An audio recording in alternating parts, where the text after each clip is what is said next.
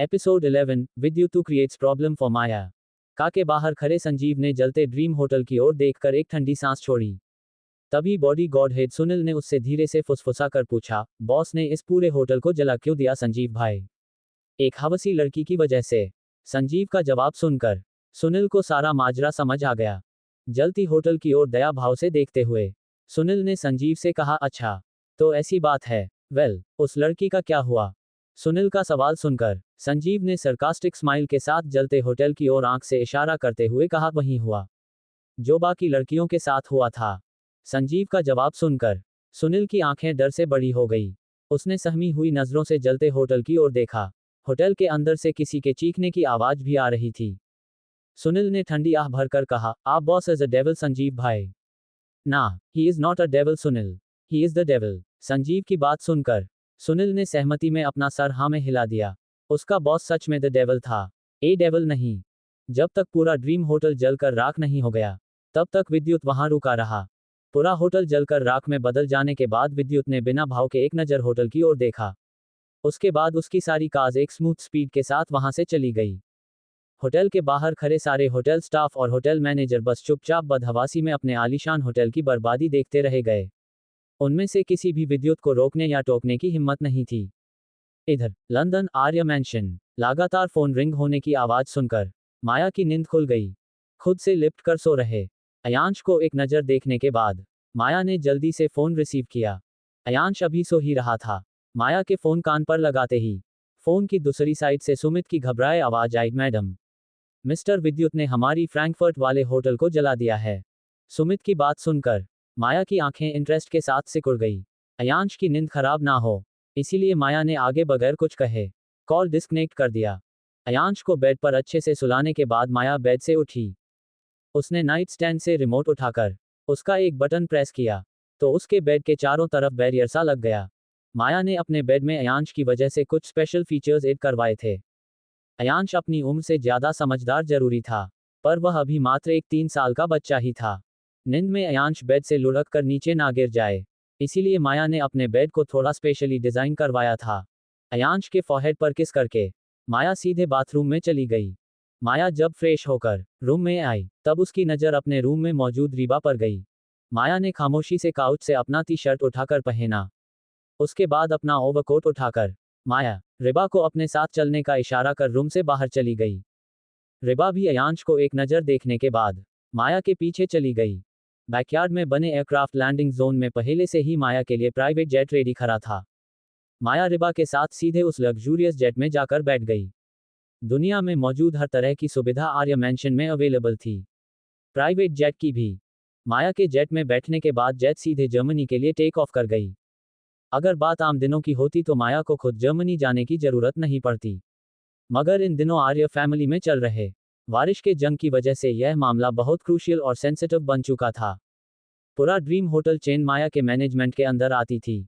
अगर वहां कोई भी प्रॉब्लम होती तो अंत में उन सब का ब्लेम माया और उसके मैनेजमेंट के ऊपर ही जाता।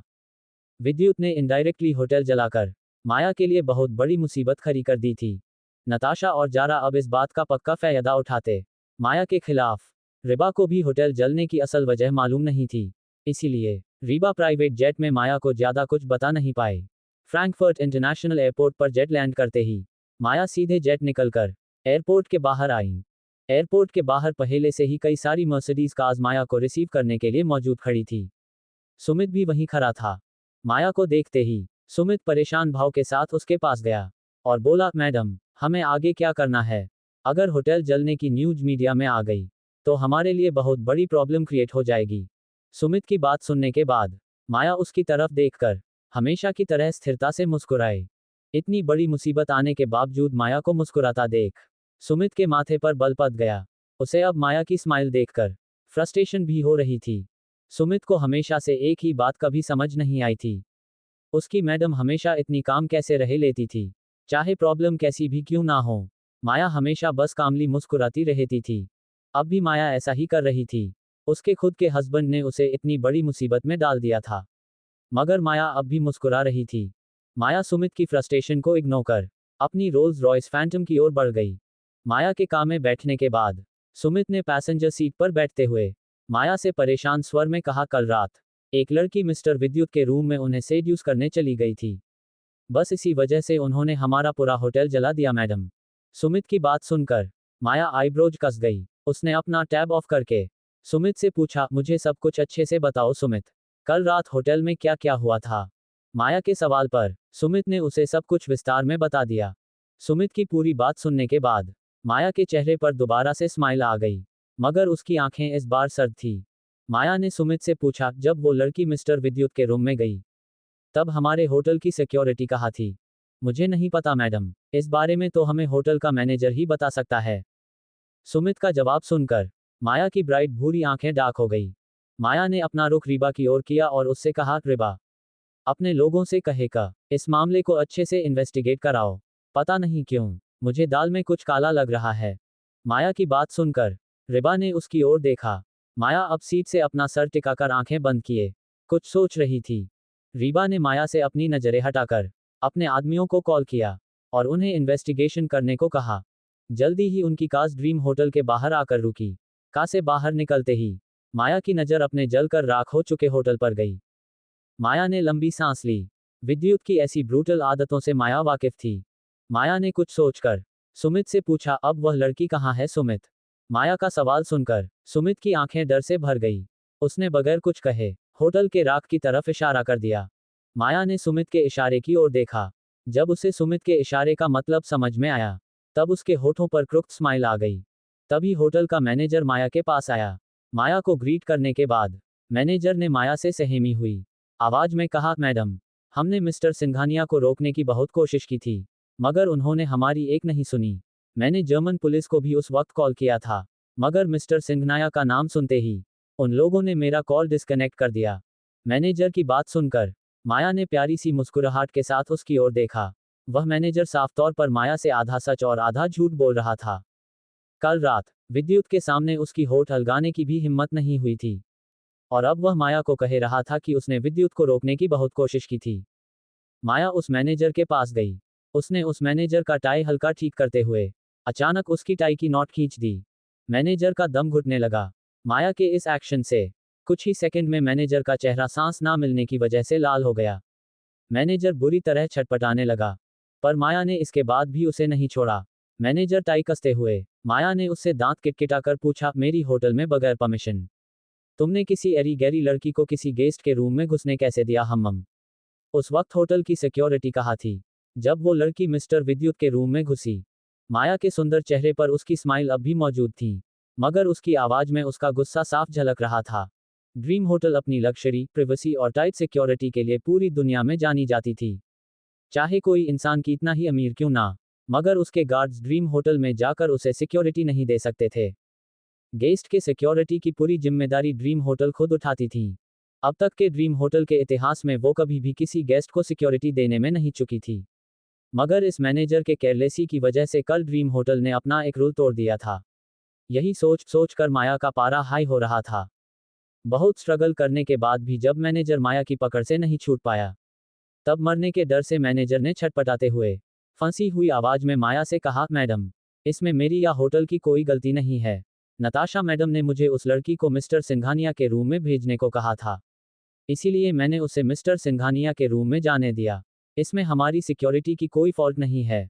मैनेजर की बात सुनकर माया ने एकदम से उसे छोड़ दिया। माया के छोड़ते ही मैनेजर बुरी तरह खांसते हुए जमीन पर जा गिरा। सुमित और रिबा ने भी मैनेजर की बात सुनी थी। उन सबको नताशा की पूरी साजिश समझते देर नहीं लगी। इन सब में असल में माया की सौतेली बहन नताशा का हाथ था। नताशा ने कल रात जानबूझकर विद्युत के रूम में उस लड़की को भेजा था, ताकि विद्युत सिंघानिया गुस्से में आकर ड्रीम होटल के खिलाफ कोई एक्शन ले और माया के लिए प्रॉब्लम क्रिएट हो। विद्युत ने नताशा के साजिश के हिसाब से ही एक्शन भी लिया। उसने गुस्से में आकर पूरे ड्रीम होटल को जला दिया, जिससे माया बड़ी मुसीबत में पड़ने वाली थी। नताशा की पूरी साजिश समझ में आते ही सुमित का चेहरे गुस्से से लाल हो गया। उसने माया की ओर देखा, जो अब अपनी कार से टिक कर खरी मुस्कुरा रही थी। सुमित ने माया के पास जाकर एकदम से उखड़े हुए लहजे में कहा, मैडम, आप अब तो उस नताशा और जारा का कुछ कीजिए। वो दोनों कमीनी माँ बेटी बचपन से ही आपके खिलाफ साजिश रचती आ रही है, और आप सब कुछ जानने के बाद भी हर बार चुप रहती है। ऐसा क्यों? इस बार तो उन दोनों ने हद कर दी है मैडम। आप प्लीज इस बार तो कुछ कीजिए। कोई स्ट्रिक्ट एक्शन लीजिए उन दोनों माँ बेटी के खिलाफ। सुमित की आवाज में नफरत, फ्रस्ट्रेशन और गुस्से को भांप। माया ने उसका कंधा थपथपाते हुए शांत लहजे में कहा, calm down Sumit, calm down. जो खेल उन दोनों माँ बेटी ने 4 साल पहले से खेलना शुरू किया है, उसे मैंने 14 साल पहले खुद अपने हाथों से बनाया है। तुम इतने पर ही हाइपर क्यों हो रहे हो? थोड़ा सब्र रखो, सही वक्त आने पर मैं उन दोनों माँ बेटी से उनकी हर एक साजिश का शुद्ध समेत हिसाब लूंगी।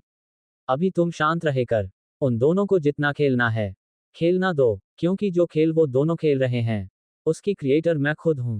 माया की पूरी बात सुनने के बाद सुमित गौर से माया की ओर देखने लगा। माया के चेहरे पर हमेशा स्माइली एक्सप्रेशन जरूर होते थे, मगर उसके दिमाग में एक सेकंड में अनगिनत चीजें चलती रहती थी। माया क्या सोचती थी, क्या करती थी, उसका नेक्स्ट मूव क्या होने वाला था, ये समझ पाना समुद्र में गुमे सुई को ढूंढने जैसा था। आगे माया वहां नहीं रुकी, चारों तरफ अपनी सरसरी निगाहें घुमा माया अपनी कार में बैठ गई। कार का डोर बंद होते ही वहां पर अचानक से ढेर मीडिया न्यूज रिपोर्टर्स आ गई। एपिसोड 12, मेरी बहू और पोते को घर वापस ले आइए विद्युत। सुमित ने माया के पास जाकर एकदम से उखड़े हुए लहजे में कहा, मैडम, आप अब तो उस नताशा और जारा का कुछ कीजिए। वो दोनों कमीनी माँ बेटी बचपन से ही आपके खिलाफ साजिश रचती आ रही है, और आप सब कुछ जानने के बाद भी हर बार चुप रहती है। ऐसा क्यों? इस बार तो उन दोनों ने हद कर दी है मैडम। आप प्लीज इस बार तो कुछ कीजिए, कोई स्ट्रिक्ट एक्शन लीजिए उन दोनों माँ बेटी के खिलाफ। सुमित की आवाज में नफरत, फ्रस्ट्रेशन और गुस्से को भांप। माया ने उसका कंधा थपथपाते हुए शांत लहजे में कहा, calm down Sumit, calm down. जो खेल उन दोनों माँ बेटी ने 4 साल पहले से खेलना शुरू किया है, उसे मैंने 14 साल पहले खुद अपने हाथों से बनाया है। तुम इतने पर ही हाइपर क्यों हो रहे हो? थोड़ा सब्र रखो, सही वक्त आने पर मैं उन दोनों माँ बेटी से उनकी हर एक साजिश का शुद्ध समेत हिसाब लूंगी। अभी तुम शांत रहकर उन दोनों को जितना खेलना है खेलना दो, क्योंकि जो खेल वो दोनों खेल रहे हैं, उसकी क्रिएटर मैं खुद हूं। माया की पूरी बात सुनने के बाद सुमित गौर से माया की ओर देखने लगा। माया के चेहरे पर हमेशा स्माइली एक्सप्रेशन जरूर होते थे, मगर उसके दिमाग में एक सेकंड में अनगिनत चीजें चलती रहती थी। माया क्या सोचती थी, क्या करती थी, उसका नेक्स्ट मूव क्या होने वाला था, ये समझ पाना समुद्र में गुमे सुई को ढूंढने जैसा था। आगे माया वहां नहीं रुकी, चारों तरफ अपनी सरसरी निगाहें घुमा माया अपनी कार में बैठ गई। कार का डोर बंद होते ही वहां पर अचानक से ढेर मीडिया न्यूज रिपोर्टर्स आ गई। मीडिया और न्यूज रिपोर्टर्स को देखकर सुमित के माथे पर बल पड़ गया। इतनी जल्दी और अचानक से इन मीडिया और न्यूज रिपोर्टर्स के आने का मतलब साफ था, नताशा ने ही इन लोगों को वहां भेजा होगा। उसने ही इन लोगों को माया के फ्रैंकफर्ट आने की खबर दी होगी। सुमित मीडिया को देखकर गुस्से से बौखला गया। माया लो प्रोफाइल रहती थी, उसने 19 साल की उम्र में ही बिजनेस वर्ल्ड में कदम रखा था। 19 साल से 24 साल की उम्र में ही माया ने पूरे ड्रीम होटल चेन को एक ऐसे मुकाम पर पहुंचाया था जहां आज तक आर्य फैमिली में कोई नहीं पहुंचा पाया था। माया के मैनेजमेंट से पहले एम्परर इंडस्ट्री आर्य फैमिली को सबसे ज्यादा प्रॉफिट देती थी। आर्य फैमिली के सबसे बड़े इनकम का सोर्स एम्परर इंडस्ट्री हुआ करता था। मगर जब से ड्रीम होटल माया के मैनेजमेंट के अंदर आया था, तब से ड्रीम होटल ने एम्परर इंडस्ट्री को डोमिनेट करना शुरू कर दिया था। अब के वक्त में ड्रीम होटल की वर्थ एम्परर इंडस्ट्री से भी कई गुना ज्यादा थी। मात्र 4 सालों में ही माया ने ड्रीम होटल के नए होटल चेन्स पूरे 40 अलग नए देशों में खोले थे। माया के आने के बाद ड्रीम होटल चेन 50 से बढ़कर 90 देशों में फैल गया था। दुनिया के पूरे 90 अलग अलग देशों में ड्रीम होटल मौजूद थी। अब तक माया के डैड, दादा और परदादा ने एक साथ मिलकर कई सालों के प्रयास के बाद जितने होटल्स दूसरे देशों में स्टेबल किए थे, उससे बस 10 कम माया ने अकेले ही इन 4 सालों में दूसरे देशों में स्टेबल कर लिया था। होटल इंडस्ट्री में माया आर्य के कदम रखते ही पूरे होटल इंडस्ट्री में एक एक्सट्रीम रेवोल्यूशन सी आ गई थी। माया की बिजनेस स्ट्रैटेजी, थिंकिंग स्किल्स को पूरे होटल इंडस्ट्री में कोई अब तक बीट नहीं कर पाया था। अब भी कई लोगों के माया की इंस्टेंट सक्सेस को एक्सेप्ट कर पाना मुश्किल था।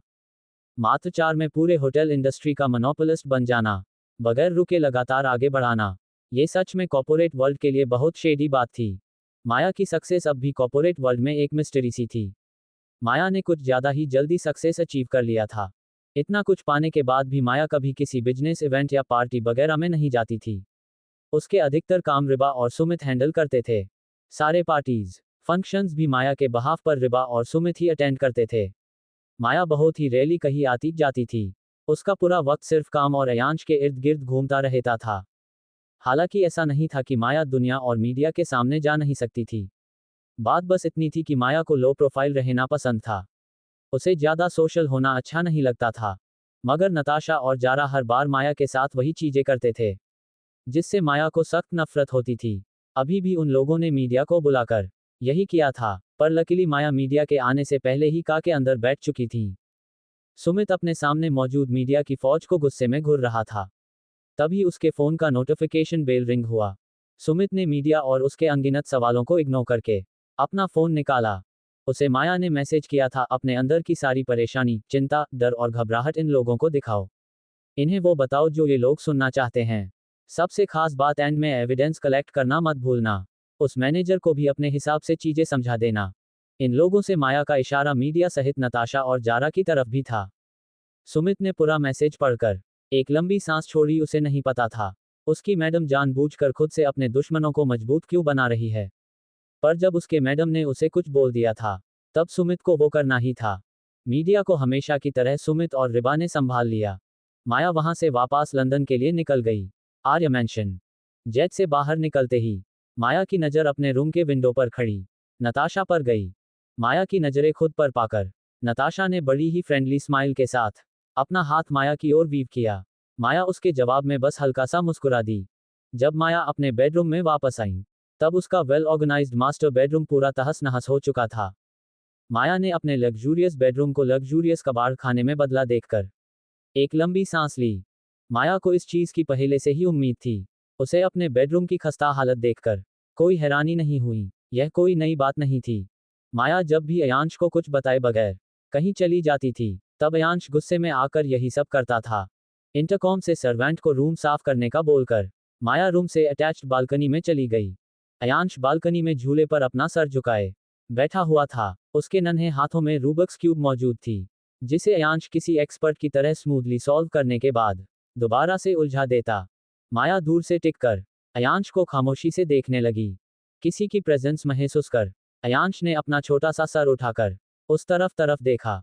माया को देखते ही अयांश ने उससे अपनी नजरें फेर कर अपना सर दोबारा झुका लिया। माया ने उसकी ओर आते हुए नरमी से कहा, बेबी लुक एट मी। माया के बोलने पर भी अयांश ने उसकी ओर नहीं देखा। वो माया से नाराज था। इतने दिनों बाद लौटने के बाद भी माया उसे वक्त नहीं दे रही थी। सोने से पहले अयांश ने सोचा था कि जगने के बाद आज उसे अपनी ब्यूटीफुल मम्मा का चेहरा देखने को मिलेगा, पर असल में ऐसा कुछ नहीं हुआ। जब वो जगा तब माया दोबारा उसे छोड़कर जा चुकी थी। माया भी अयांश की नाराजगी समझ रही थी। इसमें बात में कोई दो राय नहीं थी कि माया अयांश को ज्यादा वक्त नहीं दे पाती थी। माया शांति से चलकर अयांश के गई। उसने प्यार से अयांश का सर सहलाते हुए कहा, बेबी आई एम सॉरी, यह मेरी गलती है, पर कुछ जरूरी काम आ गया था, इसीलिए मुझे जाना पड़ा, वरना मैं आपको छोड़कर नहीं जाती। अयांश ने माया की बात सुनकर आराम से उसका हाथ अपने सर हटा दिया। माया की ओर देखे बगैर अयांश झूले से नीचे उतर गया। माया को अयांश की नाराजगी से बुरी लगी। अपने खाली हाथ को देखकर माया ने अपने होंठ भींच लिए। अयांश का ऐसे खुद को इग्नोर करना माया को बिल्कुल भी अच्छा नहीं लगता था। अयांश ने माया से दूर बालकनी के कोने में जाकर खड़े होते हुए अपनी धीमी उदास आवाज में कहा, आप मुझे भी वहां अपने साथ लेकर जा सकती थी ना मम्मा, पर आप नहीं ले गई। आपके लिए मुझे ज्यादा इंपॉर्टेंट आपका काम है। आपको मेरी या मेरी फीलिंग्स की जरा सी भी फिक्र नहीं है। आप हमेशा हर बार मुझे छोड़कर चली जाती हो जब भी आपका मन करता।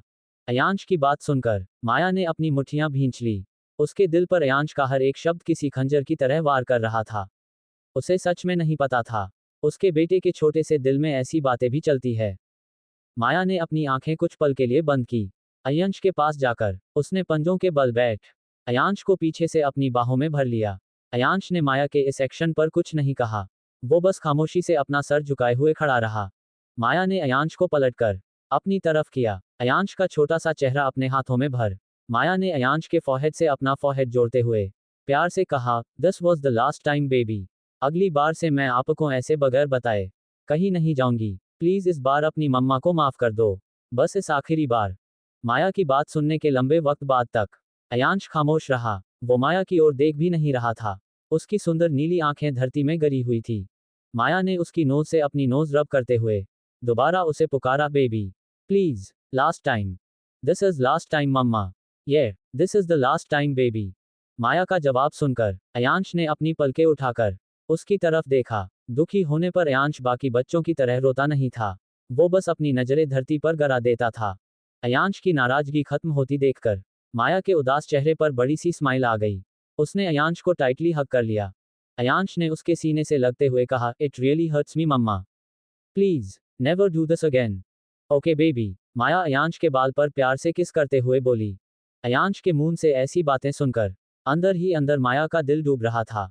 अपने छोटे से बेटे को उसने खुद किस हद तक हट कर दिया था, माया को अंदाज भी नहीं था, पर आज उसे एहसास हो रहा था अपनी गलतियों का। अयांश को अपनी गोद में उठा माया ने मुस्कुराते हुए उससे कहा, बेबी चलो आज हम दोनों साथ में हॉर्स राइडिंग करेंगे। Okay okay. अयांश को हॉर्स राइडिंग बहुत पसंद था। माया उसका मूड ठीक करने के इरादे से उसे लेकर हॉर्स राइडिंग के लिए स्टेबल में घोड़े चूज करने चली गई। इधर इंडिया मुंबई, विद्युत ने सिंघानिया पैलेस के लिविंग एरिया में कदम ही रखा था। तभी दादाजी ने उससे कहा, विद्युत मुझे आपसे कुछ जरूरी बात करनी है। विद्युत ये सुनकर रुक गया। उसने अपना सर उठाकर अपने दादाजी की ओर देखा। विद्युत की नीली आंखें हल्की लालिमा और ठंडेपन भरी हुई थी। विद्युत अभी अभी ही इंडिया वापस आया था। उसने ठंडे लहजे में दादाजी से कहा, मुझे आपसे कोई बात नहीं करनी है मिस्टर सिंघानिया। विद्युत की बात सुनकर दादाजी ने हल्का मुस्कुराते हुए कहा, सोच लीजिए, ये बात माया से जुड़ी हुई है। विद्युत, माया का नाम सुनते ही विद्युत की आंखें डार्क हो गई। विद्युत बगैर कुछ कहे अपने दादाजी के स्टडी रूम की तरफ बढ़ गया। दादाजी उसकी इस हरकत पर हंस दिए। स्टडी में आते ही दादाजी ने अपने लॉकर से एक ब्लैक बॉक्स निकाला। विद्युत बिना इमोशन के उनकी तरफ ही देख रहा था। दादाजी ने वह बॉक्स विद्युत के सामने ले जाकर वर्क डेस्क पर रख दिया। विद्युत ने एक नज़र अपने दादाजी की ओर देखने के बाद उस बॉक्स की ओर देखा। उसका चेहरा अब भी इमोशनलेस था। दादाजी ने उस बॉक्स को ओपन करते हुए कहा, जितनी जल्दी हो सके मेरी बहू और पोते को घर वापस ले आइए। विद्युत, अपने दादाजी की बात सुनकर विद्युत की आईब्रोज एकदम से। Episode 13, you are still Mrs Maya. Vidyut Singhania, India Mumbai, Vidyut ने सिंघानिया पैलेस के लिविंग एरिया में कदम ही रखा था। तभी दादाजी ने उससे कहा, विद्युत मुझे आपसे कुछ जरूरी बात करनी है। विद्युत ये सुनकर रुक गया। उसने अपना सर उठाकर अपने दादाजी की ओर देखा। विद्युत की नीली आंखें हल्की लालिमा और ठंडेपन से भरी हुई थी। विद्युत अभी अभी ही इंडिया वापस आया था। उसने ठंडे लहजे में दादाजी से कहा, मुझे आपसे कोई बात नहीं करनी है मिस्टर सिंघानिया। विद्युत की बात सुनकर दादाजी ने हल्का मुस्कुराते हुए कहा, सोच लीजिए, ये बात माया से जुड़ी हुई है। विद्युत, माया का नाम सुनते ही विद्युत की आंखें डार्क हो गई। विद्युत बगैर कुछ कहे अपने दादाजी के स्टडी रूम की तरफ बढ़ गया। दादाजी उसकी इस हरकत पर हंस दिए। स्टडी में आते ही दादाजी ने अपने लॉकर से एक ब्लैक बॉक्स निकाला। विद्युत बिना इमोशन के उनकी तरफ ही देख रहा था। दादाजी ने वह बॉक्स विद्युत के सामने ले जाकर वर्क डेस्क पर रख दिया। विद्युत ने एक नज़र अपने दादाजी की ओर देखने के बाद उस बॉक्स की ओर देखा। उसका चेहरा अब भी इमोशनलेस था। दादाजी ने उस बॉक्स को ओपन करते हुए कहा, जितनी जल्दी हो सके मेरी बहू और पोते को घर वापस ले आइए। विद्युत, अपने दादाजी की बात सुनकर विद्युत की आईब्रोज एकदम से कस गई। विद्युत दोबारा दादाजी को घूरने लगा। दादाजी ने ब्लैक बॉक्स विद्युत की ओर बढ़ाकर आगे अपनी बात जारी रखते हुए कहा, माया ने यह मुझे आपको देने को कहा था। विद्युत ने ठंडेपन से उस ब्लैक बॉक्स की ओर देखा। बॉक्स के अंदर एक चमचमाती वॉच थी। वो मेंस वॉच बहुत महंगी थी, मगर उसका फ्रेम टूटा हुआ था। विद्युत की गहरी नीली आंखें उस वॉच पर लॉक हो गई। उसके भावहीन हैंडसम चेहरे को देखकर बता मुश्किल था कि वो क्या सोच रहा है या क्या महसूस कर रहा है। विद्युत ने कुछ पल की गहरी खामोशी के बाद उस बॉक्स के अंदर से वॉच को उठा लिया। वॉच के टूटे फ्रेम पर अपनी सख्त उंगलियां फेरते हुए विद्युत ने डार्क वॉइस में दादाजी से पूछा, आपका मतलब अयांश भी माया के पास है? हाँ, पिछले 1 साल से अयांश माया के पास ही है, और कोइंसिडेंटली अयांश आपकी तरह ही माया का बेटा भी है। दादाजी का जवाब सुनकर विद्युत की आंखें डीपली डार्क हो गई। विद्युत जीरो एक्सप्रेशन के साथ अपनी जगह से उठ खड़ा हुआ। जाने से पहले विद्युत ने दादाजी को कोल्डली घूरते हुए अपने हर एक शब्द पर जोर देकर कहा, मेरा बेटा भी उसके पास है। इसके बावजूद वो मुझे छोड़कर चली गई। उसे अब पछताना पड़ेगा। उसने जो किया है, इसके लिए वो जिंदगी भर रिग्रेट करेगी। उसने मेरे साथ छुपन छुपाई का खेल खेलने की कोशिश की थी ना। अब मैं उसे असल छुपन छुपाई खेल का मतलब बताऊंगा। मुझे छोड़कर गई थी ना वो। अब मैं उसे जिंदगी भर के लिए एक पिंजरे में कैद कर दूंगा। एक ऐसे पिंजरे में जहां से बाहर निकलना तो दूर। वो उस पिंजरे में अपने पंख भी नहीं फैला पाएगी। विद्युत की बात सुनकर दादाजी के माथे पर शिकन की लकीरें उभर आईं। गुस्से में विद्युत कुछ भी कर सकता था। दादाजी अपने पोते का शॉर्ट टेम्पर्ड नेचर को बहुत अच्छे से जानते थे। उन्होंने विद्युत को कुछ बोलना चाहा, मगर विद्युत उनकी बात सुने बगैर स्टडी रूम से बाहर चला गया। विद्युत अपने रूम में आया। उसके हैंडसम चेहरे हमेशा की तरह कोई भाव नहीं थे, मगर उसकी हल्की लाल हो चुकी नीली आंखें इस वक्त आग उगल रही थी। विद्युत ने अपने फोन में कुछ टाइप किया। उसके हाथ में अब भी वो स्लिवर वॉच मौजूद थी। अपना फोन ऑफ करके बेड पर फेंकने के बाद विद्युत अपने मैसिव क्लोजेट रूम में गया। उसका पूरा क्लोजेट रूम व्हाइट, ग्रे और ब्लैक मेंस कपड़ों से भरा हुआ था। विद्युत ने कबर्ड के अंदर का एक लॉकर खोला। अजीब बात थी, उस लॉकर के अंदर पैसे या किसी बेशकीमती चीज की जगह पर सिर्फ एक व्हाइट शर्ट थी। विद्युत ने उस शर्ट को लॉकर से बाहर निकाला। वह व्हाइट शर्ट पूरी तरह खून से सना हुआ था। शर्ट पर लगा खून बिल्कुल सूखा चुका था। शायद उसे लंबे वक्त से उस लॉकर में रखा गया था। विद्युत शर्ट लेकर रूम में वापस आया। शर्ट और वॉच को बेड पर रखकर विद्युत एक बिना इमोशन के उन दोनों चीजों को एकटक घूरने लगा। उसके दोनों हाथ उसके पैंट के पॉकेट में थे। उसका स्टैंडिंग पोस्चर एलिगेंस और एरोगेंस से भरा हुआ था। मैं जानती हूँ, तुम कोई अच्छे या दयालु इंसान तो बिल्कुल भी नहीं हो, पर जो भी हो, तुमने आज मेरी जान बचाई है। अगर भविष्य में कभी दोबारा मौका मिला, तो मैं तुम्हारा यह एहसान जरूर चुकाऊंगी। विद्युत के कानों में अचानक से एक लड़की स्वीट अट्रैक्टिव आवाज गूंजी। विद्युत ने कसके अपनी आंखें भींच ली। यह आवाज, ये वही आवाज थी जिसने पिछले 6 सालों से उसे परेशान कर रखा था। उसका चैन सुकून सब कुछ छुड़ा लिया था। उसकी रातों की नींद हराम कर दी थी। विद्युत अपनी मुट्ठियां कसते हुए धीमी मगर डरावनी ठंडी आवाज में फुसफुसाया, तुमने गलती कर दी माया। दोबारा मेरे पास आकर, मुझसे शादी करके, मेरा ख्याल रखकर, मुझे छोड़कर, तुमने बहुत बड़ी गलती कर दी है। तुम्हें अब इसकी भारी कीमत चुकानी होगी। विद्युत जाकर काउच पर किसी राजा की तरह पैर फैलाकर बैठ गया। उसने अपने दांतों के बीच शिगार फंसाए। काउच से अपना सर टिका। शिगार सुलगाकर विद्युत शिगार के लंबे कस भरने लगा। इसी बीच उसके रूम का डोर नॉक हुआ। विद्युत के कम इन बोलने पर उसका सबसे खास आदमी या यूं कहे ले उसका राइट हैंड रॉकी रूम में दाखिल हुआ। रूम का डेडली एनवायरनमेंट देख रॉकी ने एक लंबी आह भरी। उसका गुस्सैल डेविल बॉस अपनी वाइफ के जाने के कारण इन दिनों पहले से भी ज्यादा गुस्सैल और खतरनाक हो गया था।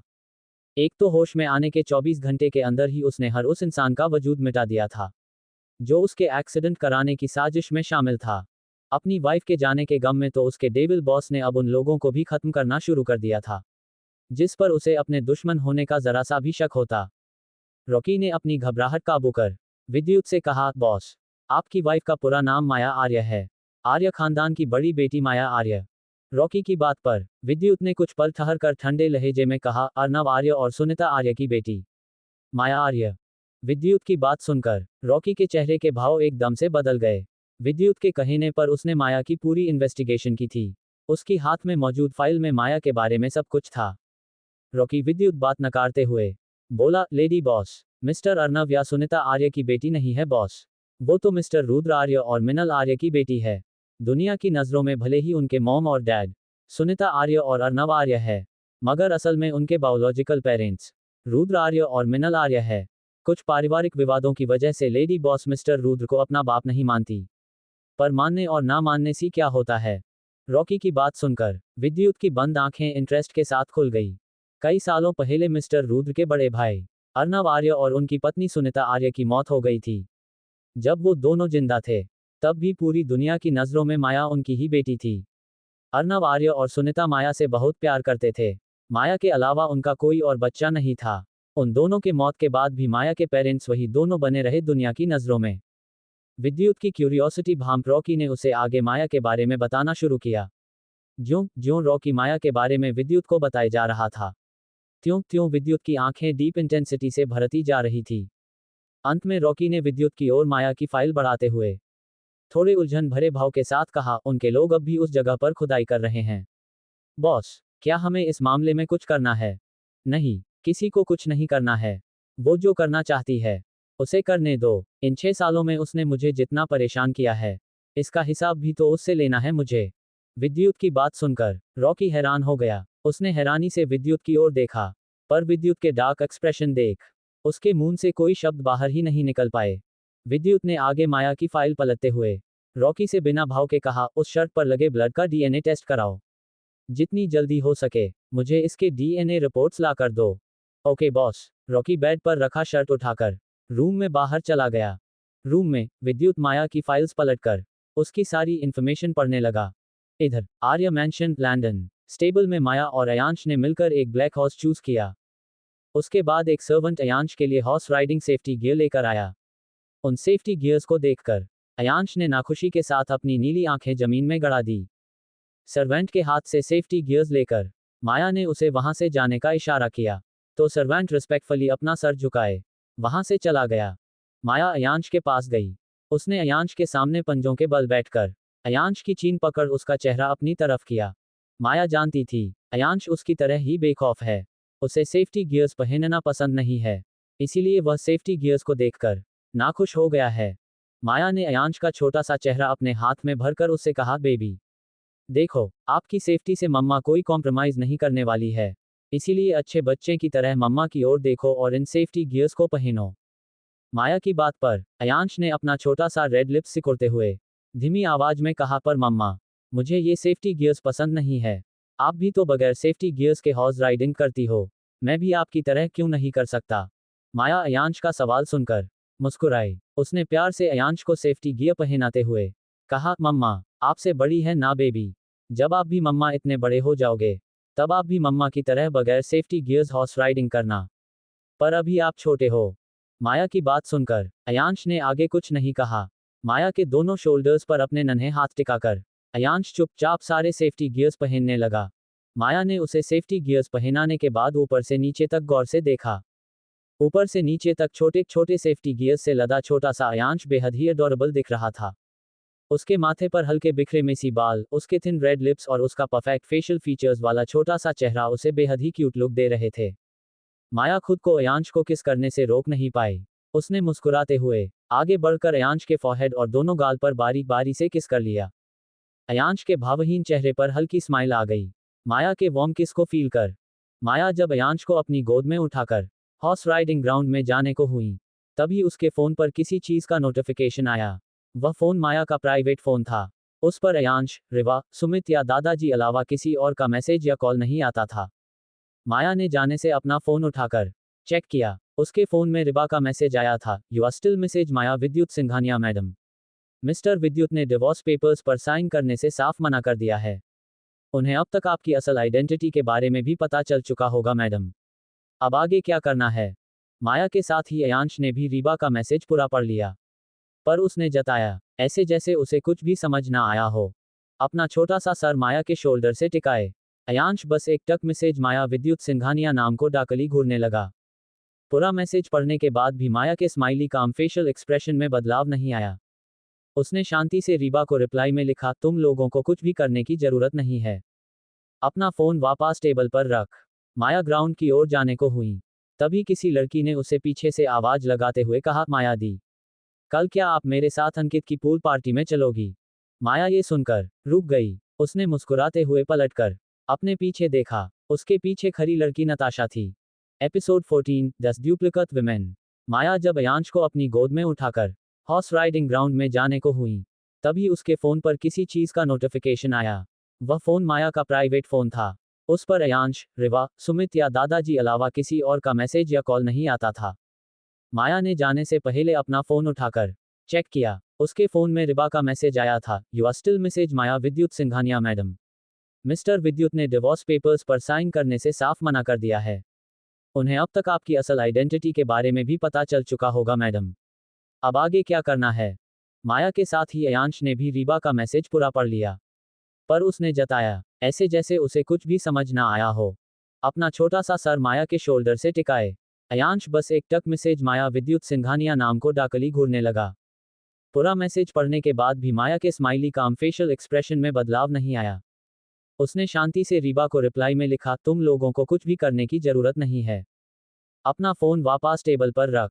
माया ग्राउंड की ओर जाने को हुई, तभी किसी लड़की ने उसे पीछे से आवाज लगाते हुए कहा, माया दी, कल क्या आप मेरे साथ अंकित की पूल पार्टी में चलोगी। माया ये सुनकर रुक गई। उसने मुस्कुराते हुए पलटकर अपने पीछे देखा। उसके पीछे खड़ी लड़की नताशा थी। Red one piece knee length dress, black high heels, खुले बाल और हल्के लाइट मेकअप के साथ नताशा दिखने में बहुत सुंदर लग रही थी। उसकी height, facial features, thin body, नसीली आंखें किसी भी लड़के को अपना दीवाना बनाने के लिए काफी थी। नताशा की नशीली आंखें, मासूम चेहरा और नजाकत से भरी अदाएं देख कोई नहीं बता सकता था कि यह लड़की असल में कितनी चालाक और धूर्त है। नताशा को देखते ही अयांश के चेहरे पर गुस्से और नाखुशी के भाव उमड़ आए। अयांश को नताशा बिल्कुल भी पसंद नहीं थी। अयांश ने माया के गर्दन में अपना छोटा सा चेहरा छुपाते हुए धीमी नाखुश आवाज में कहा, this duplicate women, I just don't like her mamma, please इसे यहाँ से जल्दी भगाए, मुझे इसकी शकल बिल्कुल भी पसंद नहीं है, she is so much dramatic and irritating. Ayansh की क्यूट फुसफुसाहट सुन माया के चेहरे पर हल्की स्माइल आ गई। 3 साल की उम्र में भी उसके बेटे को बेवकूफ बनाना या बहलाना बच्चों का खेल नहीं था। उसे लोगों की बहुत अच्छी समझ और पहचान थी। दुनिया में बहुत कम लोग ऐसे थे जो उसके बेटे को बहेला या खुश करा सके। माया अयांश का पीठ सहलाते हुए धीरे से बोली, ओके बेबी, आप फिक्र मत करो, मैं जल्दी से इसे यहाँ से भगाती हूँ। माया की बात सुनकर अयांश उससे कसके लिपट गया। माया की बॉडी और बालों से आती हल्की खुशबूदार महक अयांश को बहुत पसंद थी। माया जब भी उसके पास रहती थी तब इसके कारण अयांश अधिकतर समय माया की गोद में ही रहना चाहता और रहता था। उधर माया को अपने सवाल का जवाब ना देता देख नताशा ने अपनी मुट्ठियां भींच ली, पर उसके फेशियल एक्सप्रेशन अब भी बड़े ही फ्रेंडली रहे। नताशा माया के पास आकर बच्चों की तरह शिकायती लहजे में उससे बोली, माया दी, मुझे ना अब अयांश से बहुत जलन होती है। जब से अयांश आपकी जिंदगी में आया है तब से मेरी अहमियत आपकी जिंदगी में कम हो गई है। आप मुझसे पहले की तरह प्यार नहीं करती और ना ही मेरे साथ वक्त बिताती है। आप अब बस इस अयांश के साथ रहती है। नताशा की बात सुन उसके दोगलेपन और चालों को जानने के बावजूद माया मुस्कुराने लगी। उसकी मुस्कान अब भी प्यार और काम थी। मगर उससे बिल्कुल विपरीत अयांश का पारा हाई हो गया। नताशा की बात सुनकर माया के गर्दन से अपना छोटा सा चेहरा बाहर निकाल अयांश ने नताशा को कोल्डली घूरते हुए कहा, you are not a new born baby, so stop behaving like a dramatic kid. मैं अपनी मम्मा का बेबी हूँ। मेरी मम्मा मुझसे प्यार नहीं करेंगी, मेरे साथ वक्त नहीं बिताएंगी, तो क्या उन्हें आपको अपनी गोद में लेकर घूमना चाहिए? अयांश की बात सुनकर नताशा के तन बदन में आग लग गई। उसकी दिल की नफरत अब आंखों में छिपाए नहीं छिप रही थी। अयांश उससे और उसकी मां जारा से हमेशा बहुत ही टॉक्सिक और रूड वे में बात करता था, पर कोई उसे कुछ नहीं कहता था। एक तरीके से अयांश किड कार्ड का भरपूर यूज करता था नताशा और जारा के खिलाफ। माया अयांश की बात सुनकर अपना सर नीचे कर हल्का हंस दी। ऊपरी तौर पर माया ने अयांश को डांटते हुए कहा, अयांश, बड़ों से ऐसे बात नहीं करते। माया की बात पर अयांश ने मुंह बनाकर अपना चेहरा दोबारा उसके गर्दन में छुपाते हुए धीमी ठंडी आवाज में कहा, मम्मा, मैं जानता हूँ बड़ों से कैसे बात किया जाता है, पर नताशा आंटी अभी बड़ी हुई कहा है। इनकी ड्रामेटिक बातें और उम्र कभी भी मैच नहीं करती है। आपको देखते ही ये हर बार ऐसे बिहेव करने लगती है जैसे कल ही इनका जन्म हुआ हो और आज ये अनाथ हो गई हो। इन्हें आपके प्यार और समय की बहुत जरूरत हो। अयांश की ये सारी बातें माया के साथ नताशा ने भी सुनी थी। उसे अयांश पर बहुत ज्यादा गुस्सा भी आ रहा था, पर अपनी झूठी अच्छी इमेज को मेंटेन करने के लिए उसने अपने गुस्से को दबा लिया। वैसे भी अयांश को आगे कुछ बोलना या उसके साथ बहस करना खुद की ही बेइज्जती को इनविटेशन देने जैसा था। नताशा आगे अपनी और बेइज्जती नहीं करवाना चाहती थी। वो बोली, माया दी, आप अयांश को जाने दीजिए, वो अभी बच्चा है। आप मुझे ये बताइए, क्या आप कल मेरे साथ अंकित की पूल पार्टी में चलेंगी? नताशा की बात पर माया ने प्यारी सी मुस्कान के साथ उसके सर हाथ फेरते हुए कहा, नताशा, तुम अच्छे से जानती हो मुझे पार्टीज वगैरह जैसी चीजों में जाना पसंद नहीं है। माया की बात सुनकर नताशा ने झूठी उदासी अपने चेहरे पर लाते हुए अपना मुंह लटका कर कहा, माया दी, जब से हमारी फैमिली में नए वारिस के चुनाव की बात हुई है तब से पूरी दुनिया को लगता है कि हम दोनों के बीच के रिश्ते खराब है। हम दोनों एक दूसरे से नफरत करते हैं, पर ऐसा असल में नहीं है। मैं तो बस इस पार्टी के जरिए लोगों को ये बताना चाहती थी कि आर्य सिस्टर्स में अब भी उतना ही प्यार और लगाव है जितना पहले हुआ करता था। लेकिन अगर आप मेरे साथ नहीं आना चाहती तो कोई बात नहीं, मैं आपको फोर्स नहीं करूंगी। नताशा की बात सुनकर माया के पतले होठों को नखरुक्त वे में तिरछे मुड़े। उसने गौर से नताशा की ओर देखा, जो उदासी के साथ अपना सर झुकाए उसके सामने खड़ी थी। नताशा के मासूम चेहरे के पीछे छिपे धूर्त चेहरे को पहचानना सच में बहुत मुश्किल था। नताशा को ऐसे देख माया गहराई से मुस्कुराई। उसे ऑलरेडी पता था उस पूल पार्टी में भी नताशा और जारा ने उसके लिए कोई ना कोई नई साजिश जरूर रची होगी, मगर इसके बावजूद माया ने उसे ना नहीं कहा। महज 10 साल की उम्र से माया इन दोनों शातिर माँ बेटी की जोड़ी से डील करते आ रही थी। उसे इन लोगों के साथ खेलने में अब मजा आता था। शाम, दाम, दंड, भेद, इन चारों चीजों की गहरी समझ माया को महज 10 साल की उम्र में ही हो गई थी। माया नताशा का कंधा थपथपा हुए प्यारी सी मुस्कान के साथ बोली, नताशा, अगर तुम चाहती हो तो मैं तुम्हारे साथ कल जरूर चलूंगी। अब खुश? माया के मुंह से इतना सुनते ही नताशा के चेहरे पर शातिर स्माइल आ गई। पर अपनी शातिर स्माइल और इरादों को जल्दी छुपाकर नताशा ने बच्चों की तरह खुश होते हुए माया को साइड हक करके कहा, बहुत खुश माया दी, मैं अब बहुत खुश हूँ। आप अब अपने इस नकचरे बेटे के साथ हॉर्स राइडिंग कीजिए, तब तक मैं हम दोनों के लिए ड्रेसेज सेलेक्ट कर लेती हूँ। ठीक है, जाओ। माया उसकी सुनकर मुस्कराते हुए बोली। नताशा के जाने के बाद अयांश एकदम माया के गोद में कशमशाने लगा। माया ने यह महसूस कर अयांश का पीठ प्यार से सहलाते हुए पूछा, बेबी, क्या हुआ? क्या आपको कोई दिक्कत है? शी टच्ड मी मम्मा। अयांश का जवाब सुन माया ने एक ठंडी सांस छोड़ी। अचानक उसे विद्युत की याद आ गई। अयांश का बिहेवियर इन मामलों में बिल्कुल विद्युत की तरह था। माया ने अयांश को नीचे उतरा, अपनी बॉडी के हर उस जगह को जहां नताशा ने माया को साइड हक करते समय जानबूझकर छुआ था, उसे अयांश लगातार अपने नन्हे नन्हे हाथों से रगड़े जा रहा था। उसके छोटे से चेहरे पर बिल्कुल ही डिसगस्टेड एक्सप्रेशन थे। माया ने पानी की बोतल लाकर अयांश को पानी दिया। अयांश झट से पानी से अपनी बॉडी क्लीन करने लगा। माया ने भी उसकी बॉडी को क्लीन करने में मदद की। अयांश के सेटिस्फाइड हो जाने के बाद माया ने दोबारा उसे अपने गोद में उठा लिया। माया के माथे पर इस वक्त शिकन की लकीरें नजर आ रही थी। माया सोच रही थी कि अगर उसके बेटे बिहेवियर लाइफ टाइम ऐसा ही रहा तो उसकी शादी कैसे होगी, फ्यूचर में उसकी लाइफ में कोई लड़की कैसे आएगी।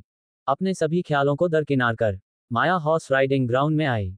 खुद घोड़े पर बैठने के बाद माया ने अयांश को अपने आगे बिठा लिया। अयांश के छोटे से चेहरे पर घोड़े पर चढ़ते ही हल्की ना दिखने वाली सुकून और एक्साइटमेंट आई गई थी। माया ने आगे के बढ़ने से पहले एक बार अयांश से पूछा, आर यू रेडी बेबी? हम मम्मा, आई एम रेडी। एक दो राउंड ग्राउंड में चक्कर लगाने के बाद माया ने अपने हॉर्स को जंगल की तरफ मोड़ लिया। अयांश के चेहरे पर यह देख गहरी स्माइल आ गई। Episode 15 DNA reports. माया ने पानी की बोतल लाकर अयांश को पानी दिया। अयांश झट से पानी से अपनी बॉडी क्लीन करने लगा। माया ने भी उसकी बॉडी को क्लीन करने में मदद की। अयांश के सेटिस्फाइड हो जाने के बाद माया ने दोबारा उसे अपने गोद में उठा लिया। माया के माथे पर इस वक्त शिकन की लकीरें नजर आ रही थी। माया सोच रही थी कि अगर उसके बेटे बिहेवियर लाइफ टाइम ऐसा ही रहा तो उसकी शादी कैसे होगी, फ्यूचर में उसकी लाइफ में कोई लड़की कैसे आएगी। अपने सभी ख्यालों को दरकिनार कर माया हॉर्स राइडिंग ग्राउंड में आई। खुद घोड़े पर बैठने के बाद माया ने अयांश को अपने आगे बिठा लिया। अयांश के छोटे से चेहरे पर घोड़े पर चढ़ते ही हल्की ना दिखने वाली सुकून और एक्साइटमेंट आई गई थी। माया ने आगे के बढ़ने से पहले एक बार अयांश से पूछा, आर यू रेडी बेबी? हम मम्मा, आई एम रेडी। एक दो राउंड ग्राउंड में चक्कर लगाने के बाद माया ने अपने हॉर्स को जंगल की तरफ मोड़ लिया। अयांश के चेहरे पर यह देख गहरी स्माइल आ गई। अयांश ने जंगलों में चारों तरफ देखते हुए माया से पूछा, क्या हम नानू से मिलने जा रहे हैं मम्मा? अयांश के सवाल पर माया ने हल्की मुस्कान के साथ कहा, हाँ बेबी, हम उन्हीं से मिलने जा रहे हैं।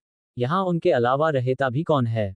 अयांश ने माया का जवाब सुनकर दोबारा उससे पूछा, वहां पर शैडो भी होगा ना मम्मा? हम वहां पर शैडो भी होगा बेबी, और आज हम लोग शैडो को घर वापस ले चलेंगे। माया की बात सुनते ही अयांश के चेहरे पर बड़ी सी स्माइल आ गई। शैडो माया का पेट ब्लैक पैंथर था। अयांश उसकी वापसी की बात सुनकर बहुत खुश था, क्योंकि वो शैडो के साथ बहुत खेलता था। कुछ ही पलों में माया की हौस जंगल की गहराई में चली आई। वह पूरा जंगल बड़े और घने पेड़ पौधों और फॉग से भरा हुआ था। जंगल की ग्रीनरी, झरनों से गिरती पानी आवाजें और चिड़ियों की हल्की चहचहाट उस जंगल को जितनी खूबसूरत बना रही थी, वहां फैला गहरा कोहरा और जंगली जानवरों की हल्की आवाजें वहां का वातावरण उतना ही डरावना भी बना रही थी। जंगल में चारों तरफ अपनी सरसरी निगाहें डालने के बाद माया ने अपना सर झुकाकर अयांश की ओर देखा। अयांश की गोल गोल सुंदर नीली आंखों में एक्साइटमेंट साफ झलक रही थी। अयांश बार बार अपनी नजरें जंगल में इधर उधर घुमाकर चारों तरफ देख रहा था, मानो वो किसी को ढूंढ रहा हो। माया घोड़े नीचे उतरी। उसने अयांश को भी अपनी गोद में उठाकर नीचे उतारा।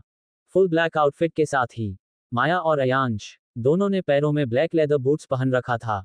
जंगल के बीचों बीच काले घोड़े के पास खड़े वो दोनों माँ बेटे जितने अडोरेबल दिख रहे थे, उतने ही कूल और आकर्षक भी दिख रहे थे। माया अयांश का हाथ थाम एक विकराल बरगद के पेड़ की ओर बढ़ गई।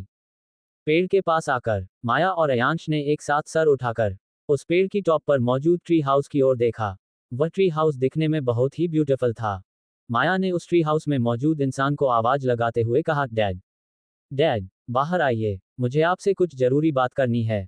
माया के बोलने के तुरंत बाद ही उस ट्री हाउस के अंदर से एक अधेड़ उम्र इंसान ने अपना सर बाहर निकाला। उस इंसान ने बहुत बैगी कपड़े पहन रखा था। उसके बाल भी लंबे लंबे थे और पतले पतले चोटियों में गूंथे हुए थे। वह इंसान दिखने में जंगली और हैंडसम दोनों था। पर वो माया के डैड रुद्र आर्य तो नहीं थे। फिर वो कौन था? माया और अयांश को देखते ही उस इंसान के चेहरे पर वार्म स्माइल आ गई। उसने ट्री हाउस से बाहर निकलते हुए हंसकर माया से कहा, तो मेरी काली रानी वापस आ गई। हाँ, मैं वापस आ गई डैड, माया ने उस इंसान की बात पर कहा। उस इंसान ने अयांश की ओर देखते हुए अपनी आई विंक की। उसके बाद उसने पेड़ के टॉप पर से ही नीचे छलांग लगा दिया। उसने पेड़ से छलांग तो बहुत एरोगेंस में लगाया था, मगर नीचे आने के बाद वह इंसान सीधे मून के बल गिर पड़ा। अयांश उस इंसान का पोपट बनता देख मून पर हाथ रखकर क्यूटली हंसने लगा। माया ने एक ठंडी सांस छोड़कर उस इंसान की ओर अपना हाथ बढ़ाते हुए कहा, डैड, आप बूढ़े हो चुके हो, अब तो ऐसी हरकतें करना बंद कर दो। देखिए, अब अयांश भी आप पर हंस रहा है। माया के हाथ पकड़ वह इंसान उठ खड़ा हुआ। अयांश को घूरते हुए उसने पूछा, क्या तुम सच में मुझ पर हंस रहे थे? हाँ, मैं हंस रहा था, अयांश का सपाट जवाब सुन वह इंसान उसे बुरी तरह घूरने लगा। अयांश ने उस इंसान की आंखों को इग्नोर करके कोल्ड वॉयस में उससे पूछा, शैडो कहाँ है? शैडो, मैं तुम्हें उसके बारे में क्यों बताऊं? तुम तो मुझ पर हंस रहे थे ना, अब और हंसो मुझ पर। मैं नहीं बताऊंगा वो कहाँ है। उस इंसान की बात सुनकर अयांश की आंखें सिकुड़ गई। उसने ठंडेपन से उस इंसान को घूरा तो उस इंसान ने अपना कोट ठीक करते हुए अकड़ में कहा, अजय, अजय नाम है मेरा, मैं किसी से भी नहीं डरता, इसीलिए मुझे घूरना बंद करो। तुम्हारी इन बड़ी बड़ी नीली आंखों से मैं नहीं डरने वाला हूं। अजय और अयांश के बीच बढ़ता टकराता देख माया ने एक लंबी सांस ली। तभी वहां किसी के दहाड़ने की आवाज आई। अयांश ने झट से आवाज की दिशा में देखा, जहां एक पीली आंखों वाला यंग और वेल मेंटेन्ड ब्लैक पैंथर खड़ा था। हे शैडो, तुम कैसे हो? क्या तुमने मुझे मिस किया? अयांश के सवाल पर उस शैडो ने गुर्राते हुए अपना सर कई बार हाँ में हिला दिया। अयांश शैडो का इशारा समझ सीधे उससे जाकर लिपट गया। माया ने एक नजर अयांश और शैडो को देखा, उसके बाद अपना रुख अजय की ओर करते हुए माया ने गंभीर स्वर में पूछा, डैड, खुदाई का काम कैसा चल रहा है? अब तक खुदाई पहुंची कितनी गहराई तक? अजय ने माया का सवाल सुन एक लंबी सांस लेकर कहा, 38 फीट तक खुदाई हो गई है। हमारे लोग जितना हो सके उतना वक्त खुदाई में ही दे रहे हैं। 1-2 महीने में शायद खुदाई कंप्लीट हो जाए। वॉट, इतने दिनों में सिर्फ 38 फीट ही खुदाई हुई है? माया के सवाल पर अजय ने अपना सर हाँ में हिलाते हुए गंभीर स्वर में कहा, हाँ माया, वह एरिया बहुत सेंसिटिव है। हम वहां मशीन से खुदाई नहीं करा सकते हैं और ज्यादा लोगों से उस जगह पर काम करवाना हमारे लिए सेफ भी नहीं होगा। इसीलिए मैंने अपने सबसे खास और वफादार लोगों में से चुनकर 2 लोगों को वहां खुदाई करने के लिए लगवाया है। 2 लोग के हिसाब से उन लोगों ने इन कुछ दिनों में ही बहुत खुदाई की है माया। 38 फीट खुदाई करना कोई आसान बात नहीं होती है। अजय की बात सुनकर माया अपना माथा रब करते हुए कुछ सोचने लगी। उसके आंखों में बिल्कुल डार्क एक्सप्रेशन थे। इधर मुंबई सिंघानिया ग्रुप विद्युत अपने प्रेसिडेंट केबिन में बैठा कोई डॉक्यूमेंट पढ़ रहा था। उसके हैंडसम चेहरे पर हमेशा की तरह कोई भाव नहीं थे। पूरा प्रेसिडेंट केबिन भी विद्युत के नेचर के हिसाब से ही बिल्कुल प्लेन सा था। वर्क रिलेटेड गिने चुने चीजों के अलावा उसके केबिन में एक भी यूजलेस या शोपीस जैसी चीजें नहीं थी। पूरा केबिन का थीम डार्क ग्रे और वाइट था। विद्युत के डार्क कोल्ड प्रेजेंस के कारण उस पूरे केबिन का माहौल बिल्कुल किसी डार्क लग्जूरियस हेल की तरह बन चुका था। विद्युत ने पहला डॉक्यूमेंट अंडरलाइन करके दूसरा डॉक्यूमेंट उठाया, तभी उसके कैबिन का डोर नॉक हुआ। विद्युत अपनी चेयर पर लीन हो गया। शायद उसे पता था केबिन के बाहर कौन है। अपने सख्त उंगलियों के बीच एलिगेंटली पेन फ्लिप करते हुए विद्युत डोर को घुरकर बोला, कम इन। परमिशन मिलते ही असिस्टेंट संजीव केबिन में दाखिल हुआ। उसके चेहरे पर थोड़े उलझन भरे भाव थे। विद्युत के वर्क डेस्क के सामने खड़े होकर असिस्टेंट संजीव ने कुछ डॉक्यूमेंट्स उसकी ओर बढ़ाते हुए कहा, बॉस, रॉकी ने डीएनए रिपोर्ट्स भिजवाया है। आपने जो शर्ट उसे दिया था उस पर सिर्फ एक इंसान के नहीं बल्कि 2 इंसान के ब्लड थे, एक आपका और दूसरा माया आर्य का। संजीव की बात सुनकर विद्युत ने जीरो इमोशन के साथ डीएनए रिपोर्ट्स लेकर पढ़ना शुरू किया। पूरा रिपोर्ट पढ़ लेने के बाद विद्युत ने अपना सर चेयर से टिका दिया। उसकी आंखें अब बंद थी। चेयर से अपना सर टैप करते हुए और पेन को अपनी उंगलियों के बीच फ्लिप करते हुए विद्युत ने कुछ पल की गहरी खामोशी के बाद कहा, जेट रेडी करो, मुझे आधे घंटे में ब्रिटेन के लिए निकलना है। Okay boss. संजीव के केबिन से जाने के बाद विद्युत उठकर ग्लास वॉल के पास गया। उसने एक शिगार सुलगाई। शिगार का धुआं ग्लास वॉल पर छोड़ते हुए विद्युत ने नीली आसमान की ओर देखते हुए लो डार्क वॉइस में कहा, see you soon Mrs Singhania. See you soon Mrs Maya Vidyut Singhania. उद्धरण चिन्ह। शिगार का कस भरते हुए विद्युत ने अपनी आंखें बंद की। उसका एक हाथ पैंट के पॉकेट में था। विद्युत के कानों में अचानक किसी लड़की की स्वीट और हंसती हुई आवाज गूंजी, तुमने मेरी जान तो जरूर बचाई है, मगर इसमें कोई दो राय नहीं है। तुम इस दुनिया के सबसे सरू और अकरू इंसान हो। जरा देखो अपने आप को, ऊपर से नीचे तक सिर्फ एरोगेंस और एटीट्यूड ही भरा है तुम में। अगर तुम लाइफ टाइम ऐसे ही रहे ना, तो मेरा विश्वास मानो, कोई लड़की तुमसे शादी भी नहीं करेगी। कुबारे मरोगे तुम।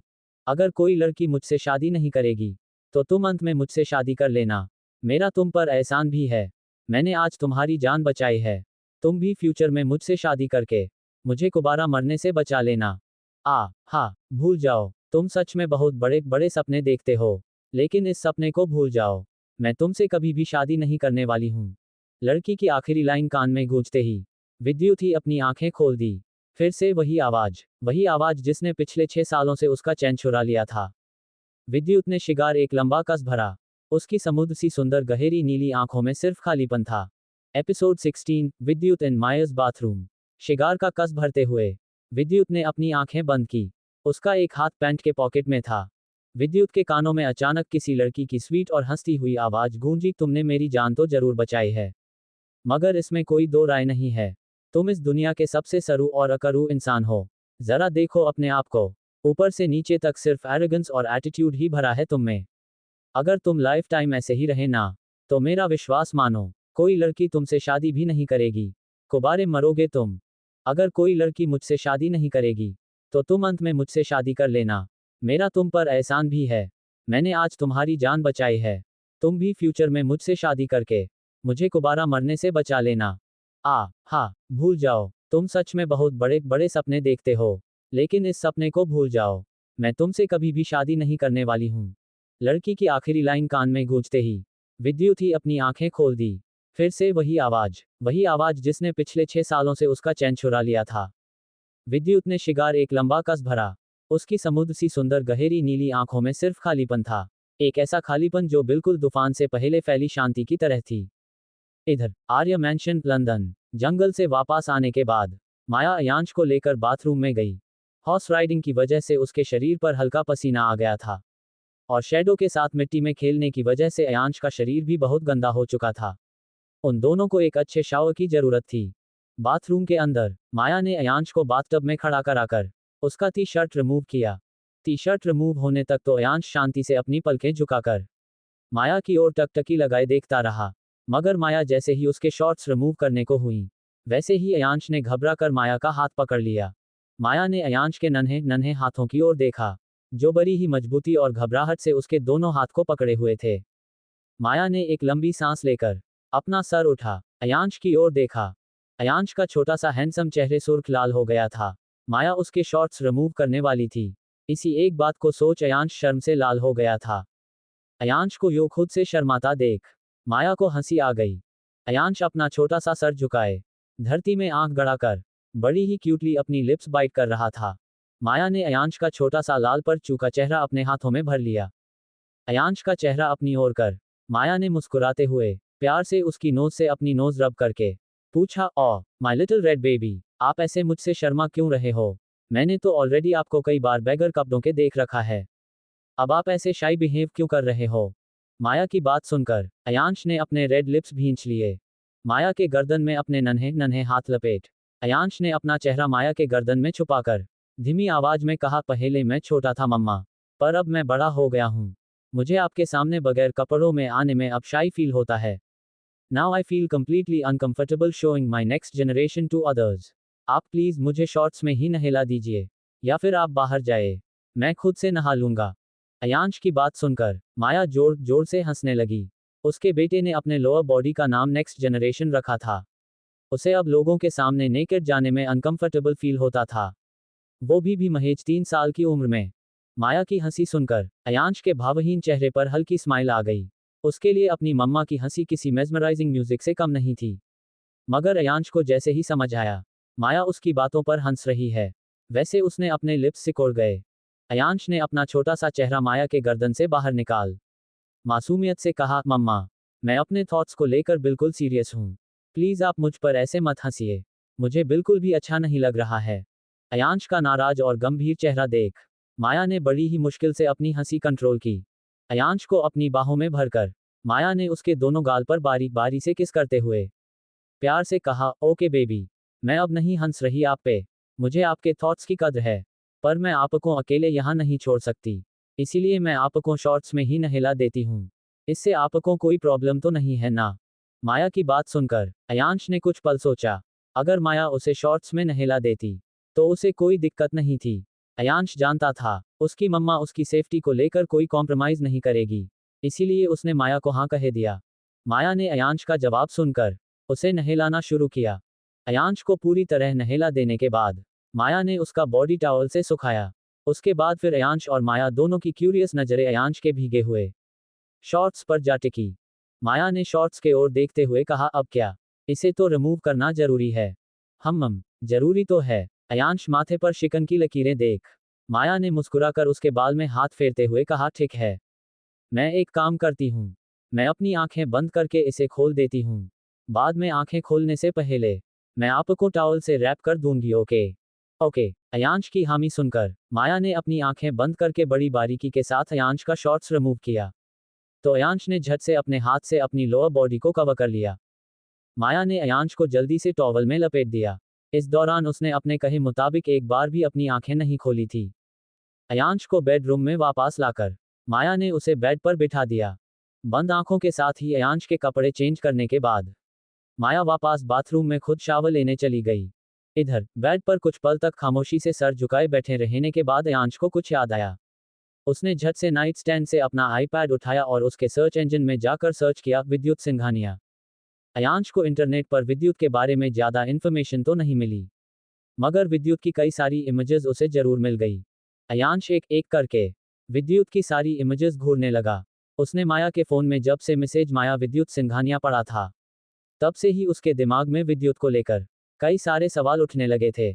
विद्युत की एक फोटो को जूम कर अयांश ने विद्युत की नीली आंखों को कुछ पल घूरा। उसके बाद उसने विद्युत के आंखों को और चेहरे को अपनी नन्ही उंगलियों से टच करते हुए धीमी ठंडी आवाज में कहा, मेरी मम्मा का नाम मैसेज माया विद्युत सिंघानिया और ये नीली आंखें, क्या इन सब का मतलब ये हो सकता है कि आप मेरे डैडी हो? अपने मुंह से निकले आखिरी लाइन पर अयांश खुद हैरत में पड़ गया। उसने जल्दी से अपना टैब ऑफ कर दिया। बेड पर कुछ पल खामोशी से बैठने के बाद अयांश अचानक बेड पर लेट गया, अपना चेहरा क्यूटली पिलो में घुसाते हुए। अयांश खुद की ही बात काटते हुए मंद आवाज में बोला, आई डोंट नीड डैडी। मम्मा मेरे लिए काफी है, मुझे डैडी नहीं चाहिए। मम्मा इज इनफ फॉर मी। इधर बाथरूम के अंदर माया शॉवर के नीचे आंखें बंद किए खड़ी हुई थी। पानी की बूंदें लगातार उसके शरीर और सुंदर चेहरे को भिगो रहा था। माया ने अपने भीगे बालों में हाथ फेरा, तभी उसे अपने पीछे किसी की प्रेजेंस महसूस हुई। माया ने शांत भाव के साथ पलटकर अपने पीछे देखा। उसके पीछे विद्युत शर्टलेसली खड़ा था। माया ने अपना चेहरा दोबारा वॉल की ओर कर लिया। विद्युत ने उसे पीछे से कमर से पकड़ अपने अपने करीब खींचा। माया की पीठ अब विद्युत के चेस्ट से लग गई थी, पर माया ने कुछ भी रिएक्ट नहीं किया। विद्युत ने उसकी कमर रफली मसलते हुए उसके कान में झुककर बिना भाव के पूछा, क्या तुम्हें मुझसे डर नहीं लगता मिसेज माया विद्युत सिंघानिया? उस दिन जब मैंने तुमसे शादी के लिए कहा, तब तुमने मुझे साफ मना कर दिया, मुझे एरोगेंट और रूड कहा। मगर जब मैं होश में नहीं था, तब तुमने सीधे आकार मुझसे शादी कर ली और मेरे परमिशन के बगैर मुझे छोड़कर भी चली आई। विद्युत की बात सुनकर माया ने उसके हाथ पर अपना हाथ रखते हुए हल्की काम मुस्कान के साथ कहा, तुम अच्छे से जानते हो, मुझे किसी से भी डर नहीं लगता, खासकर अपने लाइफ सेवियर से तो बिल्कुल भी नहीं। और रही बात शादी की, तो वो तो आज नहीं तो कल होना ही था। उद्धरण चिन्ह। माया का जवाब सुनकर विद्युत के हाथों की पकड़ उसकी कमर पर कस गई। उसने अचानक से माया को पलटकर वॉल से लगा दिया। माया के चेहरे पर अब भी काम और कंपोज एक्सप्रेशन थे, मगर विद्युत की नीली आंखें गुस्से से लाल हो गई। विद्युत ने माया का दोनों हाथ पकड़ सर के ऊपर वॉल से लगा दिया। उसके हर एक एक्शन में गुस्सा और अग्रेशन साफ झलक रहा था। माया की स्माइल देख विद्युत की आंखें आग उगलने लगी। विद्युत दांत पीसते हुए माया के चेहरे के करीब जाकर बोला, बहुत डेयरिंग हो ना तुम। बहुत जल्द अपने इस डरे के लिए तुम्हें रिग्रेट होगा। 1 घंटे या 1 दिन नहीं, लाइफ टाइम तुम अपने इस डरे के लिए पछताओगी। मैसेज माया विद्युत सिंघानिया। विद्युत की बात सुनकर माया ने अपनी आंखें बंद कर ली। दोबारा जब माया ने अपनी आंखें खोली तब पूरा बाथरूम खाली था। माया की पोजीशन भी अब बदल चुकी थी। माया अब वॉल के अगेंस्ट नहीं, बल्कि शावर के नीचे सीधी खड़ी थी। उसका दोनों हाथ उसके भीगे बालों में था। माया ने एक लंबी और बेचैन सांस छोड़ी। अचानक आए इस अनोखे और अजीब इल्यूजन का मतलब तो उसे समझ नहीं आया था, पर उसका शांत और स्टेबल दिमाग अब अनस्टेबल और बेचैन हो चुका था। रात का वक्त आर्य मैंशन के डाइनिंग एरिया में पूरा आर्य फैमिली एक साथ बैठा डिनर कर रहा था। माया और अयांश भी वहीं पर थे। खाने के बीच में नताशा की मॉम जारा ने अपना गला हल्का साफ करते हुए माया से कंसर्न भरे लहजे में पूछा, माया बेटा, मैंने सुना है हमारे फ्रैंकफर्ट वाले होटल को कल रात मिस्टर विद्युत ने जला दिया। क्या ये खबर सच है? होटल के जलने के बाद क्या सच में हमारे ड्रीम होटल को $45 मिलियन का नुकसान हुआ है? जी, आपने बिल्कुल सही सुना है। ये खबर पूरी तरह सच है। माया की जवाब सुनकर जारा दोबारा कुछ बोलने को हुई। तभी दादाजी ने अपना हाथ डाइनिंग टेबल पर पटकते हुए गुस्से भरे लहजे में कहा, विद्युत सिंघानिया, ये सरफिरा लड़का मुझे बिल्कुल भी पसंद नहीं है। इसकी इन्हीं पागलों वाली हरकतों की वजह से मैं इससे नफरत करता हूँ। दादाजी की बात सुनकर माया ने अपना सर नीचे कर हल्का मुस्कुरा दी। आर्य फैमिली और सिंघानिया फैमिली के दुश्मनी किस्से बहुत पुराने थे। माया के दादाजी को सिंघानिया परिवार बिल्कुल भी पसंद नहीं था, खासकर उन्हें विद्युत से सख्त नफरत थी। एपिसोड 17, आपको मुझे डिवोर्स देना होगा मिस्टर विद्युत। रात का वक्त आर्य मैंशन के डाइनिंग एरिया में पूरा आर्य फैमिली एक साथ बैठा डिनर कर रहा था। माया और अयांश भी वहीं पर थे। खाने के बीच में नताशा की मॉम जारा ने अपना गला हल्का साफ करते हुए माया से कंसर्न भरे लहजे में पूछा, माया बेटा, मैंने सुना है हमारे फ्रैंकफर्ट वाले होटल को कल रात मिस्टर विद्युत ने जला दिया। क्या ये खबर सच है? होटल के जलने के बाद क्या सच में हमारे ड्रीम होटल को $45 मिलियन का नुकसान हुआ है? जी, आपने बिल्कुल सही सुना है। ये खबर पूरी तरह सच है। माया की जवाब सुनकर जारा दोबारा कुछ बोलने को हुई। तभी दादाजी ने अपना हाथ डाइनिंग टेबल पर पटकते हुए गुस्से भरे लहजे में कहा, विद्युत सिंघानिया, ये सरफिरा लड़का मुझे बिल्कुल भी पसंद नहीं है। इसकी इन्हीं पागलों वाली हरकतों की वजह से मैं इससे नफरत करता हूँ। दादाजी की बात सुनकर माया ने अपना सर नीचे कर हल्का मुस्कुरा दी। आर्य फैमिली और सिंघानिया फैमिली के दुश्मनी किस्से बहुत पुराने थे। माया के दादाजी को सिंघानिया परिवार बिल्कुल भी पसंद नहीं था, खासकर उन्हें विद्युत से सख्त नफरत थी। हालांकि पहले के वक्त में ऐसा नहीं था। पहले आर्य फैमिली और सिंघानिया फैमिली के बीच गहरी दोस्ती हुआ करती थी। पूरे हाई सोसाइटी में इन दोनों अमीर परिवारों की दोस्ती लोगों के लिए मिसाल थी। माया के दादाजी वीरेंद्र आर्य और विद्युत के दादाजी अंगद सिंघानिया दोनों पहले घनिष्ठ मित्र हुआ करते थे। वो दोनों मिडिल स्कूल से लेकर कॉलेज तक एक साथ एक क्लास में पढ़े थे। मगर एक लड़की की वजह से वीरेंद्र जी और अंगद जी दोस्ती टूट गई। कॉलेज के दिनों में वीरेंद्र जी और अंगद जी दोनों को सुनीता नाम की एक ही लड़की से प्यार हो गया। उन दोनों का दिल एक ही लड़की पर आ गया था। हालांकि सुनीता उन दोनों में से किसी को भी नहीं मिली, मगर सुनीता की दीवानगी ने उन दोनों की यारी खत्म कर दी और उन दोनों को एक दूसरे का परम शत्रु बना दिया। एक्चुअल में सुनीता ऑलरेडी मैरिड थी। कॉलेज टाइम में ही उसका एक बच्चा भी था। मगर यह बात जब तक वीरेंद्र जी और अंगद जी को पता चलती, तब तक बहुत देर हो चुकी थी। उन दोनों के दिल के अनगिनत टुकड़ों के साथ ही उनकी दोस्ती भी तब तक टूट चुकी थी। बाद उन दोनों को अपनी दोस्ती टूटने का पछतावा जरूर हुआ था, मगर गुरूर और ईगो ने उन दोनों के अंदर के पछतावे को भी एक वक्त के बाद खत्म कर दिया। अब के समय में उन दोनों के बीच सिर्फ और सिर्फ नफरत और दुश्मनी थी। दादाजी को गुस्से में देख नताशा ने प्यारी सी आवाज में कहा, दादाजी, मैंने सुना है कोई लड़की बगैर परमिशन मिस्टर विद्युत के रूम में उन्हें सेड्यूस करने चली गई थी। नताशा की बात माया के हाथ खाते खाते रुक गए। उसने सर उठाकर शांत भाव के साथ नताशा की ओर देखा, तो नताशा ने मासूम शकल बनाकर अपनी बात जारी रखते हुए कहा, आप बुरा मत मानिएगा माया दी, मगर बिजनेस के नजरिए से मुझे लगता है हमारा $45 मिलियन का लॉस होने में और फैमिली सहित ड्रीम एम्परर की इमेज खराब होने में हमारे होटल मैनेजमेंट की भी उतनी ही गलती है जितनी मिस्टर विद्युत की है। आई थिंक हमारे होटल मैनेजमेंट को इम्प्रूवमेंट और अमेंडमेंट की जरूरत है। नताशा के चेहरे पर मासूमियत और दिमाग में चालाकी थी। उसकी बातें ऐसी साउंड कर रही थी जैसे मानो वो माया के लिए फिक्रमंद और बहुत समझदार हो, मगर असलियत इससे बिल्कुल विपरीत था। होटल मैनेजमेंट पर उंगली उठाकर नताशा साफ तौर पर माया की इमेज दादाजी की नज़रों में खराब करना चाहती थी। जारा ने भी नताशा की बात में सहमति जताते हुए कहा, डैड, नताशा की बात गलत नहीं है। $45 मिलियन कोई छोटा अमाउंट नहीं होता। और अगर हम इस चीज़ को नज़रअंदाज भी कर दे, तो कॉर्पोरेट वर्ल्ड और दुनिया की नज़रों में हमारे होटल, फैमिली और कंपनी की इमेज जितनी खराब हुई है, उसे इग्नोर नहीं किया जा सकता। ड्रीम होटल के मैनेजमेंट को सच में इम्प्रूवमेंट और अमेंडमेंट की ज़रूरत है। नताशा और जारा की पूरी बात सुनने के बाद भी माया ने कुछ नहीं कहा। अपना सर झुका, अपना सारा फोकस खाना पर देते हुए माया हल्का मुस्कुराकर दोबारा खाना खाने लगी। माया को सुशील, मासूम और अच्छी समझने की लिस्ट में दादाजी के साथ नताशा और जारा भी शामिल थे। माया इन चीज़ों की वजह से दादाजी की प्यारी और चहीती थी। मगर नताशा और जारा को माया बेवकूफ़ लगती थी। उस डाइनिंग टेबल पर सिर्फ 3 ही लोग मौजूद थे, जो माया की डार्केस्ट साइड से वाकिफ था। पहली माया खुद, दूसरा अयांश और तीसरा माया के डैड मिस्टर रुद्र। नताशा और जारा की बात सुनकर दादाजी की आंखें तीखी हो गई। माया पर नाराज होने के बजाय उन्होंने उखड़े लहजे में नताशा और जारा को घूरते हुए कहा, तुम दोनों कहना क्या चाहती हो? क्या मैं $45 मिलियन का लॉस अफोर्ड नहीं कर सकता?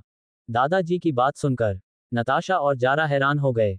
उन दोनों को कभी समझ नहीं आता था कि माया ने दादाजी को कौन सी पट्टी पढ़ा दी है, जिसकी वजह से दादाजी उसके खिलाफ कुछ सुनना ही नहीं चाहते थे।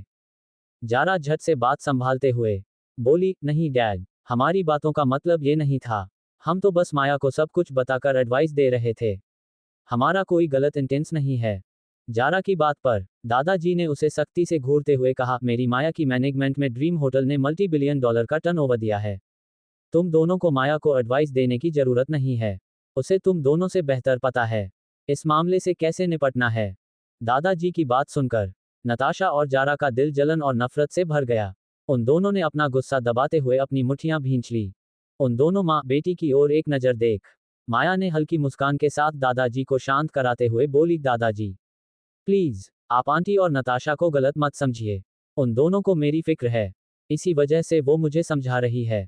भले ही उन दोनों को होटल मैनेजमेंट की कोई नॉलेज ना हो, फिर भी वो दोनों मुझे समझा सकती है। उन दोनों के पास मुझसे ज़्यादा तजुर्बा है। नताशा के पास बिजनेस वर्ल्ड का मुझसे ज़्यादा एक्सपीरियंस है। माया की बात सुनकर दादाजी का सख्त चेहरा एकदम से नर्म पड़ गया। उनकी पोती सच में कितनी भोली थी।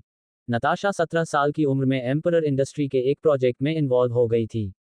हालांकि उसने उस प्रोजेक्ट में मुख्य दर्शक के अलावा कोई और भूमिका नहीं निभाई थी, मगर इस बात का उसने चारों तरफ ढिढोरा पिट दिया था। नताशा ने सबको बताया था कि वो एक जीनियस है। उसने माया से भी पहले मात्र 17 साल की उम्र में बिजनेस वर्ल्ड में कदम रख दिया और उसके पास माया से भी ज़्यादा एक्सपीरियंस है। पर क्या ऐसा सच में था? तत्काल में नताशा एम्परर इंडस्ट्री की वाइस प्रेसिडेंट थी। इस बात पर उसे बहुत गुरूर था। खाने की टेबल पर हो रही सिर्फ बिजनेस रिलेटेड बातों के दौरान अयांश बस खामोशी से सर झुकाए अपना खाना खा रहा था। माया की आखिरी बात सुनकर अयांश उसी तरह अपना छोटा सा सर झुकाए मंद मंद मुस्कुराने लगा। उसकी मम्मा लोगों को बुरी तरह बेइज्जत भी कर देती थी और किसी को पता भी नहीं चलता था। माया ने बातों ही बातों में जारा और नताशा की नॉलेज पर सवाल उठाया था, उनका मजाक उड़ाया था, पर उन दोनों माँ बेटी को भनक भी नहीं हुई। उन्हें तो माया अब भी बेवकूफ़ लग रही थी। दिन के बाद दादाजी ने माया को अपने स्टडी रूम में बुलाया। दादाजी के साथ इवेंट के बारे में थोड़ा डिस्कशन करने के बाद माया स्टडी बाहर आने लगी। तभी दादाजी ने उसे रोकते हुए कहा, माया रुकिए।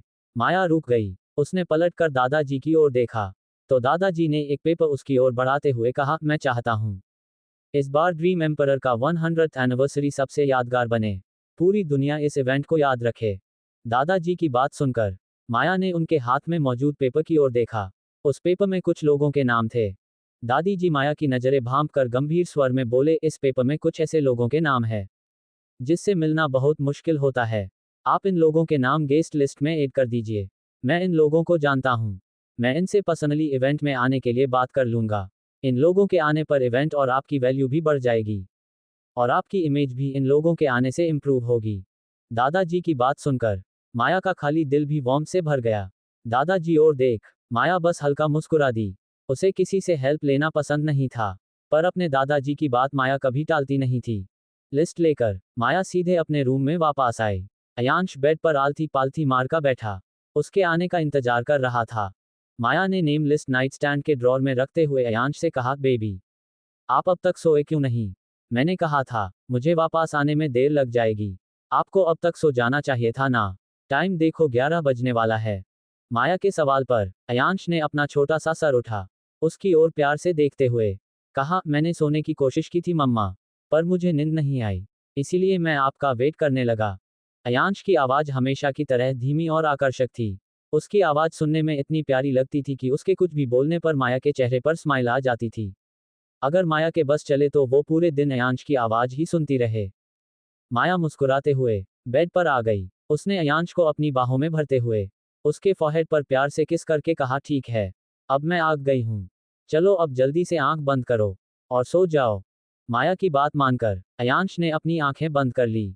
माया को कडल किए हुए अयांश जल्दी ही सो गया, पर माया की आंखों से नींद गायब थी।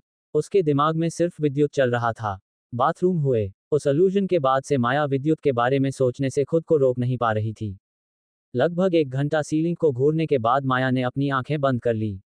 उसके नेचुरल पिंक होठों में हल्की हरकत हुई और उसके मुंह से निकला, आपको मुझे डिवोर्स देना होगा मिस्टर विद्युत। मैं आपसे डिवोर्स पेपर्स पर साइन करा कर रहूंगी।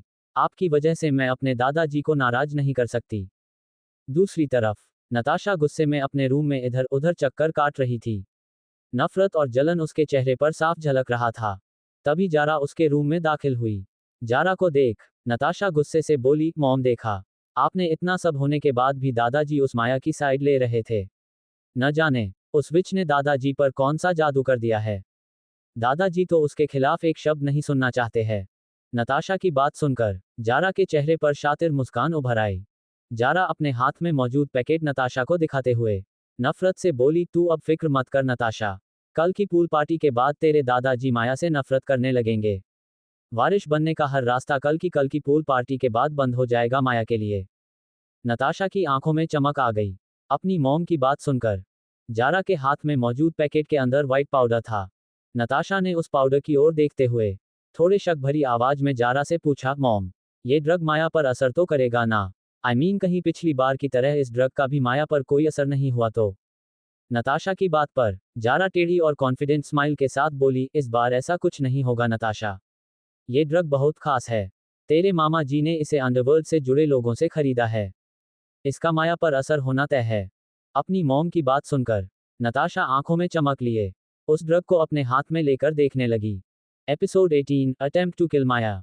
जारा अपने हाथ में मौजूद पैकेट नताशा को दिखाते हुए नफरत से बोली, तू अब फिक्र मत कर नताशा, कल की पूल पार्टी के बाद तेरे दादाजी माया से नफरत करने लगेंगे। वारिश बनने का हर रास्ता कल की पूल पार्टी के बाद बंद हो जाएगा माया के लिए। नताशा की आंखों में चमक आ गई। अपनी मॉम की बात सुनकर जारा के हाथ में मौजूद पैकेट के अंदर व्हाइट पाउडर था। नताशा ने उस पाउडर की ओर देखते हुए थोड़े शक भरी आवाज में जारा से पूछा, मॉम, ये ड्रग माया पर असर तो करेगा ना? कहीं पिछली बार की तरह इस ड्रग का भी माया पर कोई असर नहीं हुआ तो? नताशा की बात पर जारा टेढ़ी और कॉन्फिडेंट स्माइल के साथ बोली, इस बार ऐसा कुछ नहीं होगा नताशा।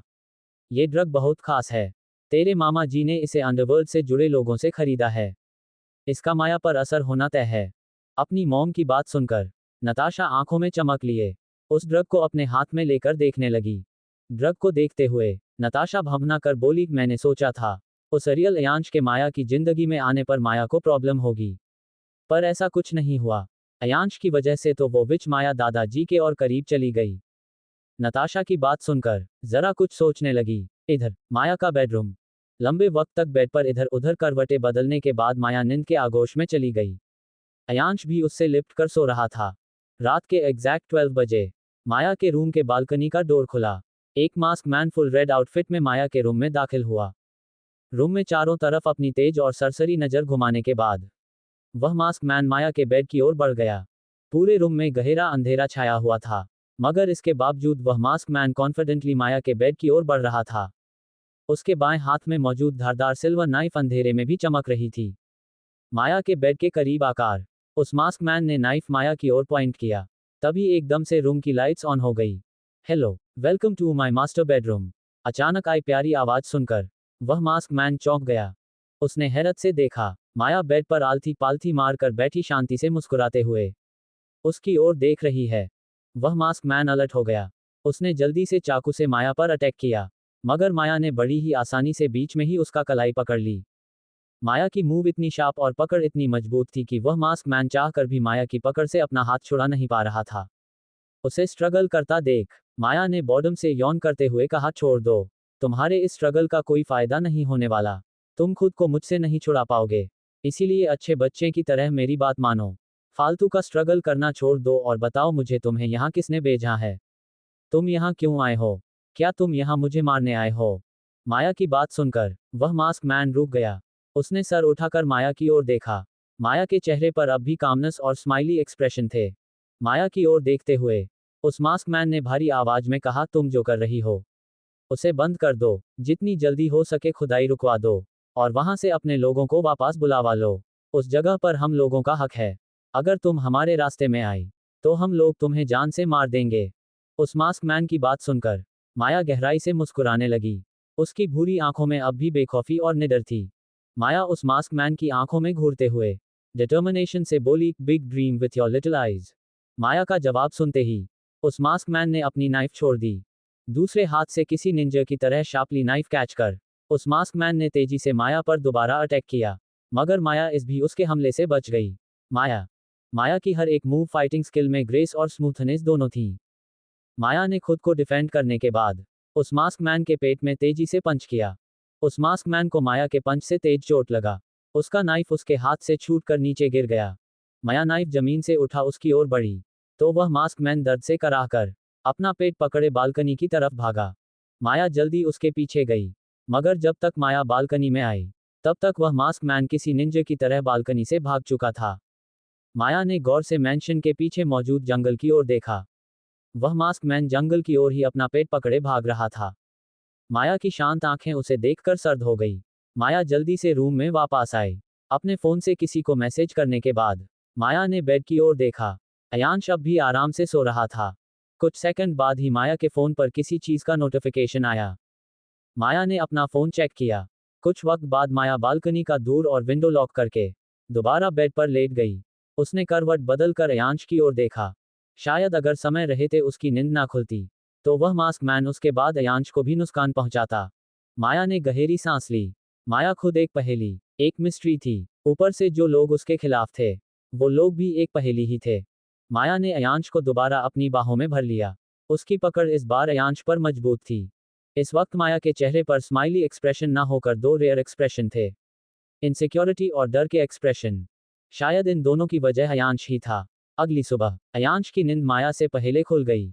आंख खोलते ही अयांश के सामने माया का सुंदर चेहरे आ गया। अयांश कुछ पल ठहर कर अपनी नन्ही उंगलियां माया के चेहरे पर फेरते हुए प्यार से माया को देखने लगा। माया को लंबे वक्त तक देखने के बाद अयांश माया की बाहों से बाहर निकलने के लिए कशमशया। अयांश ने सोचा था वह माया की नींद डिस्टर्ब किए बगैर उठ जाएगा, मगर उसकी हल्की हलचल से ही माया की नींद खुल गई। Episode 19, who the hell is she. अगली सुबह अयांश की नींद माया से पहले खुल गई। आंख खोलते ही अयांश के सामने माया का सुंदर चेहरा आ गया। अयांश कुछ पल ठहर कर अपनी नन्ही उंगलियां माया के चेहरे पर फेरते हुए प्यार से माया को देखने लगा। माया को लंबे वक्त तक देखने के बाद अयांश माया की बाहों से बाहर निकलने के लिए कशमशया। अयांश ने सोचा था वह माया की नींद डिस्टर्ब किए बगैर उठ जाएगा, मगर उसकी हल्की हलचल से ही माया की नींद खुल गई। माया ने आंखें खोले बगैर अयांश को कसके अपनी बाहों में समेट लिया और मुस्कुराते हुए कहा, गुड मॉर्निंग बेबी। माया की आवाज सुनकर अयांश का छोटा सा क्यूट चेहरा हल्का निराशा से भर गया। अयांश माया से पहले उठाना चाहता था, मगर ऐसा कुछ नहीं हुआ। माया हमेशा की तरह ही हल्की सी हलचल से उठ गई थी। अयांश को खामोश देख माया ने अपनी आंखें हल्की खोलकर अयांश की ओर देखा। अयांश का डिसअपॉइंटेड चेहरा देख माया के चेहरे पर हल्की स्माइल आ गई। अयांश हर सुबह माया से पहले उठने की कोशिश करता था, मगर अयांश अब तक अपनी इस कोशिश में सफल नहीं हो पाया था। माया ने आंखें बंद कर अयांश के सॉफ्ट चेहरे से अपना सॉफ्ट चेहरा रब करते हुए कहा, मुझे एक बात समझ में नहीं आती है। आप इतनी सुबह सुबह मुझसे पहले जग कर करोगे क्या बेबी? आप हर रोज मुझसे पहले जगने की कोशिश क्यों करते हो? आप मुझसे पहले जग कर आखिर करोगे क्या? माया की बात सुनकर अयांश के चेहरे पर हल्की स्माइल आ गई। माया की डेलिकेट गर्दन में अपने नन्हे नन्हे हाथ लपेट अयांश धीमी आवाज में बोला, मैं एक दिन आपसे पहले जग कर खुद फ्रेश होना चाहता हूँ मम्मा। फ्रेश होने के बाद मैं आपके लिए कॉफी लाऊंगा और आपके फॉरहेड पर किस करके आपको जगाऊंगा। बस मुझे यही करना है। अयांश के क्यूट प्लानिंग सुन माया के चेहरे पर ना खत्म होने वाली मुस्कान बिखर गई। माया अयांश के पूरे चेहरे पर प्यार से किस करते हुए बोली, ओ मेरा बेबी, आपको ये करने की जरूरत नहीं है। सर्वेंट्स है इन चीजों के लिए। पर मुझे एक बार करना है मम्मा। अयांश की जिद्दी आवाज सुनकर माया ने थोड़ी सख्ती से कहा, नहीं बेबी, आप ये सब नहीं कर सकते। आपको अगर मुझसे पहले जगना है तो जगो, मगर आप मेरे लिए कॉफी नहीं लाओगे। आप जल सकते हो उससे। माया की बात सुनकर अयांश ने मायूसी ने अपना चेहरा लटका लिया। ना ही अयांश ने आगे माया से कुछ कहा और ना माया ने उससे कुछ कहा। बेड से उठने के बाद माया अयांश को गोद में उठाकर बाथरूम में फ्रेश होने चली गई। कुछ वक्त बाद माया और अयांश ब्लैक ट्रैक सूट में क्लोजेट रूम से बाहर आए। अयांश ने माया का उंगली पकड़ रखा था। वो दोनों एक साथ बहुत सुंदर और आकर्षक दिख रहे थे। माया किसी से ईयरबड्स के थ्रू बात कर रही थी। जितनी जल्दी हो सके उतनी जल्दी उन लोगों का पता लगाओ। मुझे उन लोगों की हर एक डिटेल चाहिए। आखिर उन लोगों को भी तो पता चले माया आर्य क्या चीज है। माया की बात सुनकर फोन की दूसरी साइड से रीबा की आवाज आई, ओके मैडम, आप निश्चिंत रहिए, मैं बहुत जल्द उन लोगों का पता लगा लूंगी। रिबा की बात पर माया कुछ नहीं बोली। कॉल डिस्कनेक्ट होने के बाद माया अयांश को लेकर बालकनी में मेडिटेशन करने चली गई। अपना पूरा मॉर्निंग रूटीन फॉलो करने के बाद माया रेडी हुई। उसने अयांश को भी रेडी किया। फुल लेंथ मिरर के सामने खड़ी माया ने अपनी रिस्ट वॉच पहनते हुए अयांश की ओर देखा। अयांश भी उसके आगे मिरर के सामने खड़े होकर छोटी सी रिस्ट वॉच अपने बाएं हाथ में पहन रहा था। अयांश के हैंडसम चेहरे पर कोई भाव नहीं थे। अयांश किसी बड़े इंसान की तरह बड़ी गंभीरता से वॉच पहन रहा था। माया उसे ऐसे देखकर मुस्कुराने लगी। ब्लैक हाफ शर्ट और शॉर्ट्स में अयांश बहुत क्यूट और अडोरेबल दिख रहा था। उसके छोटे छोटे बाल उसके माथे पर बिखरे हुए थे। अयांश की मिल्की स्किन के कारण उस फुल ब्लैक आउटफिट में छोटा सा अयांश काले आसमान में चारों तरफ अपनी रोशनी बिखरने वाले पूर्णिमा के चांद की तरह दिख रहा था। Bright and eye catching. बस चांद और अयांश में एक फर्क था। चांद में हल्का दाग होता है, मगर अयांश बेदाग था। अपनी वॉच पहनने के बाद अयांश ने पलटकर माया की ओर देखा और धीमी आवाज में कहा, mamma, I am ready. Okay baby, I am also ready. चलो बाहर चलते हैं। माया अयांश का हाथ पकड़ काउच की ओर बढ़ गई। माया ने सिंपल सी ब्लैक टी शर्ट और ब्लैक डेनिम जीन्स पहन रखा था।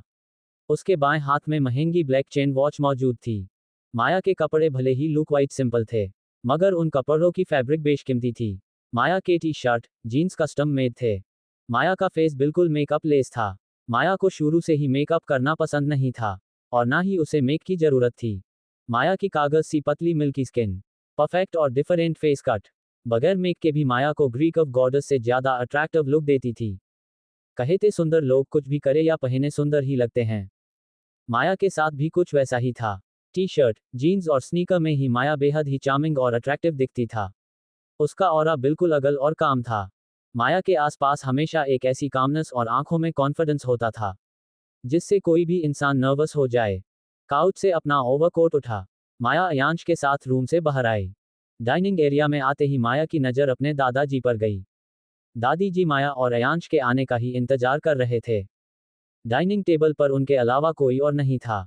माया दादाजी से मुस्कुराते हुए बोली, गुड मॉर्निंग दादाजी। दादाजी माया की बात पर मुस्कुराते हुए बोले, गुड मॉर्निंग मेरा बच्चा। अयांश ने भी धीरे से दादाजी को गुड मॉर्निंग विश किया। मिस्टर रुद्र, जारा और नताशा अभी तक वहां नहीं आए थे, इसीलिए माया और दादाजी उनके आने का इंतजार करते हुए इवेंट के बारे में आपस डिस्कशन करने लगे। उधर नताशा रेडी होकर अपने रूम से बाहर निकली। तभी मिस्टर रुद्र ने उसे आवाज लगाया। नताशा रुक गई। उसने पलटकर अपने डैड की ओर देखा और पूछा, क्या आपको मुझसे कोई काम है डैड? नताशा की बात सुनकर मिस्टर रुद्र लंबे वक्त तक खामोशी से नताशा को गौर से देखते रहे। अंत में अपनी खामोशी को तोड़ते हुए मिस्टर रुद्र एक लंबी सांस लेकर बोले, कुछ भी करना, पर माया को उकसाना मत नताशा। अपने डैड की बात सुनकर नताशा घबरा गई। कहीं उसके डैड को उनकी प्लानिंग के बारे में तो नहीं पता चल गया। इस बारे में सोच नताशा ने अपनी घबराहट छुपाते हुए अपने डैड की ओर देखा, मगर मिस्टर रुद्र तब तक वहां से जा चुके थे। नताशा को कुछ समझ में नहीं आया। उसका दिमाग अपने डैड की बातों और कंफ्यूजन में ही उलझ कर रह गया। ब्रेकफास्ट करने के बाद माया ने अयांश को किंडरगार्टन ड्रॉप किया। उसके बाद माया ड्रीम होटल के लिए निकल गई। दूसरी तरफ एक लग्जरियस रूम में विद्युत काउच पर बैठा अपने लैपटॉप पर कुछ कर रहा था। तभी उसका फोन रिंग हुआ।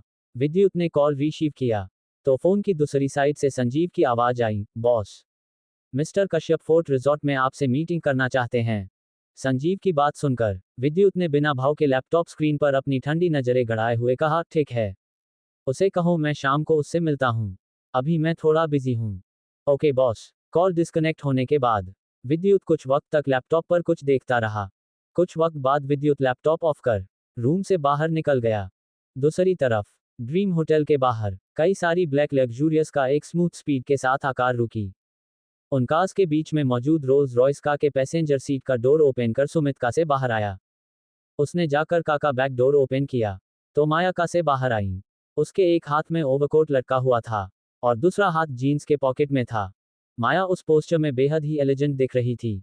माया ने सर उठाकर एक बार ड्रीम होटल के मैसिव बिल्डिंग की ओर देखा। ड्रीम होटल के नाम की तरह ही ड्रीम होटल के बिल्डिंग का आर्किटेक्चर भी बेहद ही ड्रीमी था। पूरा dream hotel spring shaped building में बना था। उस यूनिक स्प्रिंग शेप्ड बिल्डिंग के टॉप पर सिंपल इंग्लिश लेटर्स में लिखा हुआ था, द ड्रीम होटल।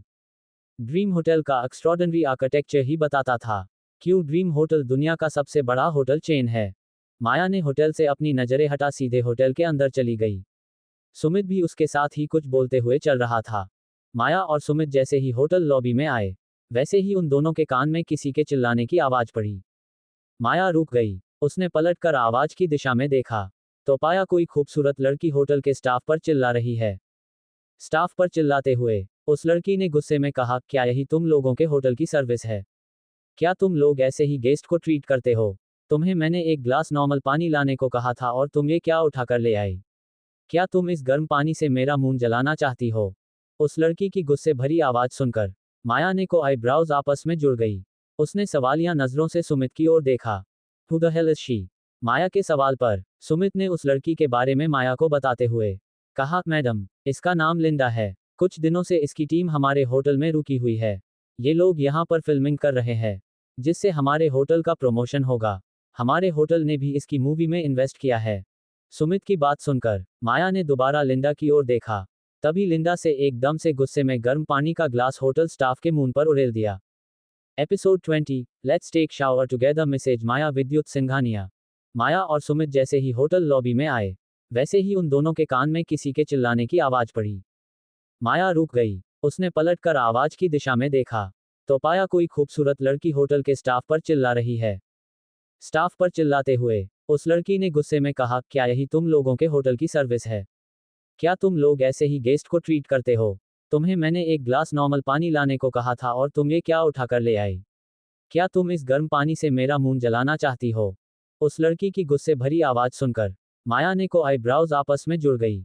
उसने सवालिया नजरों से सुमित की ओर देखा। Who the hell is she? Maya के सवाल पर सुमित ने उस लड़की के बारे में माया को बताते हुए कहा, मैडम, इसका नाम लिंडा है। कुछ दिनों से इसकी टीम हमारे होटल में रुकी हुई है। ये लोग यहाँ पर फिल्मिंग कर रहे हैं जिससे हमारे होटल का प्रमोशन होगा। हमारे होटल ने भी इसकी मूवी में इन्वेस्ट किया है। सुमित की बात सुनकर माया ने दोबारा लिंडा की ओर देखा। तभी लिंडा से एकदम से गुस्से में गर्म पानी का ग्लास होटल स्टाफ के मुंह पर उड़ेल दिया। माया ने सर्द नजरों से लिंडा और होटल स्टाफ की ओर देखा। उसके होठों पर एक प्यारी सी मुस्कान बरकरार थी। माया ने लिंडा को कोल्डली घूरते हुए कहा, पता करो असल में मामला है क्या? माया की बात सुनकर सुमित वहां से हाँ बोलकर चला गया। इधर माया ने लिंडा से नजरें हटा लॉबी में मौजूद एक बोर्ड की ओर देखा। उस बोर्ड पर संस्कृत और इंग्लिश में बड़ी ही खूबसूरती से लिखा हुआ था, अतिथि देवो भवः। ड्रीम होटल की जब से नींव रखी गई थी तब से वहां guests are like god rule follow होता था। अतीत में इस रूल की वजह से कई गेस्ट्स और आर्य फैमिली के बिजनेस राइवल्स ने होटल को बदनाम करने की भी बहुत कोशिश की थी, मगर आर्य फैमिली ने बगैर किसी बदनामी के इस रूल को अब तक कायम रखा था। आज के वक्त में भी कोई गेस्ट चाहे होटल के अंदर कितनी ही बदतमीजी क्यों ना करे, मगर उस पर होटल में कोई हाथ नहीं उठा सकता था। ये रूल एक तरीके से अब होटल की मजबूरी सी बन गई थी।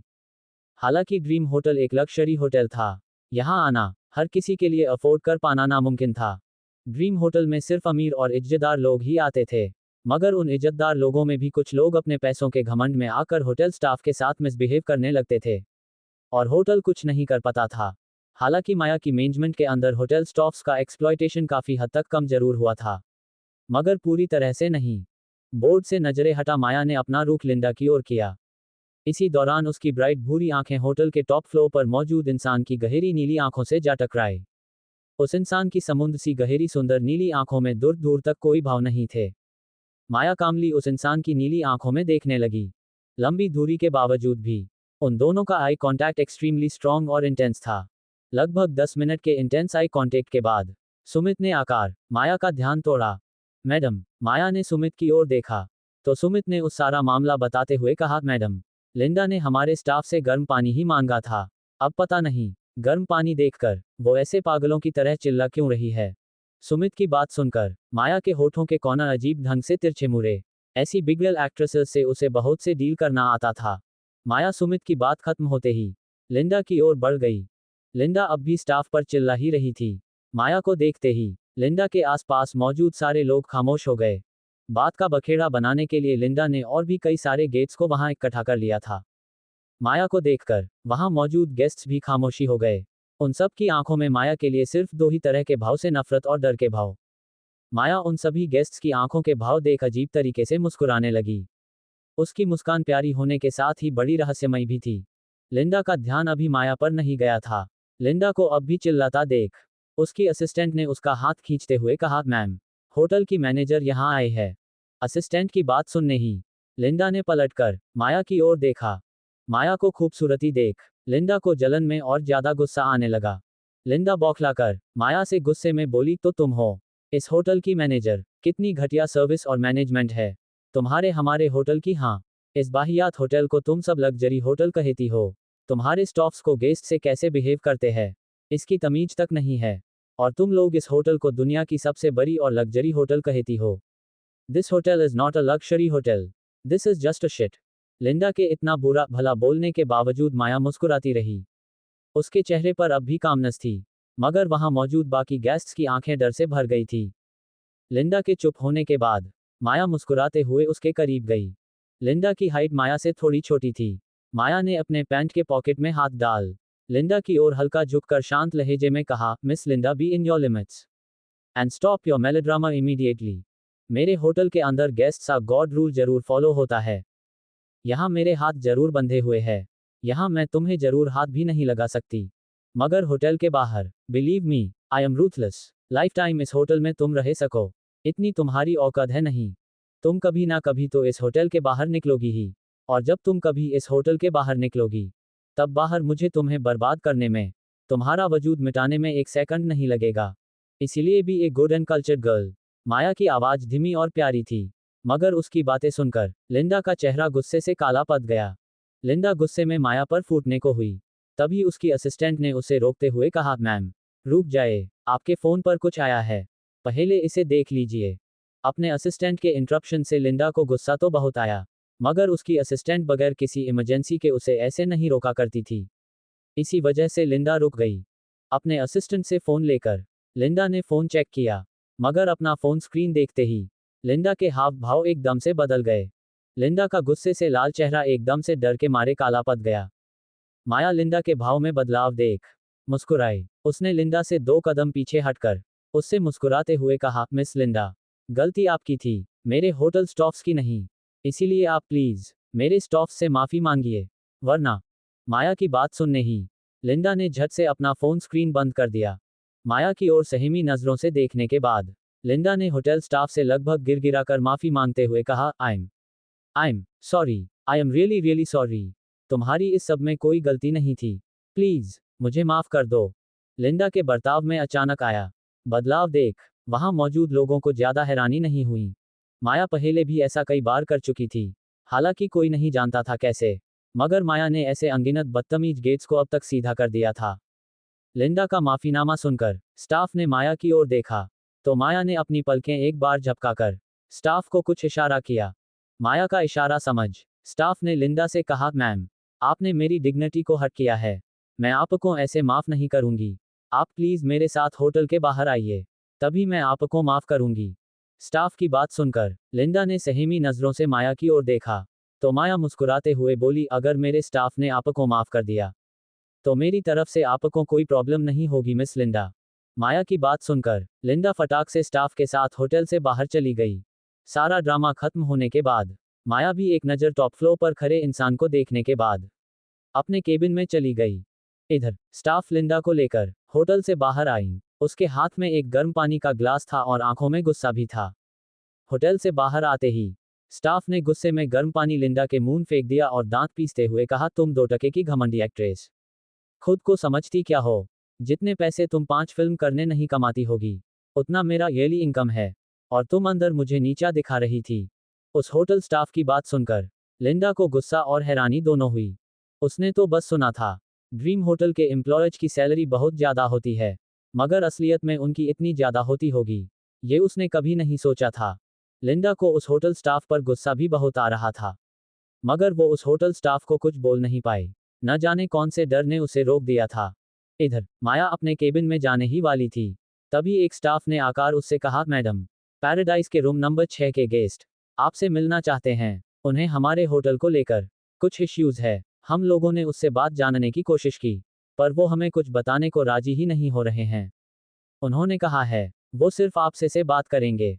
स्टाफ की बात सुनकर माया ने कुछ पल की खामोशी के बाद कहा, ठीक है, तुम जाओ, मैं उस गेस्ट से मिल लूंगी। स्टाफ के वहां से जाने के बाद माया भी अपने केबिन का आधा खुला दूर बंद कर पैराडाइज की ओर बढ़ गई। रूम नंबर 6 के बाहर जाकर माया ने रूम का डोर नॉक किया। 5-6 बार नॉक करने के बाद भी रूम का डोर अंदर से ओपन नहीं हुआ। रूम का डोर लॉक नहीं था, वह सिर्फ हल्का सटा हुआ था। माया कुछ पल सोचने के बाद एक लंबी सांस लेकर रूम के अंदर चली गई। माया ने चारों तरफ रूम में नजर घुमाई। पूरा रूम खाली था और बाथरूम के अंदर से पानी गिरने की आवाज आ रही थी। शायद वह गेस्ट शावर ले रहा था। माया कुछ पल बाथरूम का बंद डोर देखने के बाद काउच पर जाकर बैठ गई।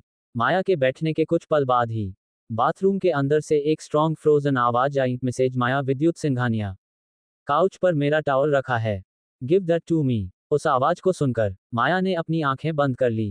काउच पर रखा टॉवल उठाकर जब माया टॉवल बाथरूम के अंदर मौजूद इंसान को देने गई, तब उस इंसान ने टॉवल सहित माया को भी बाथरूम के अंदर खींच लिया।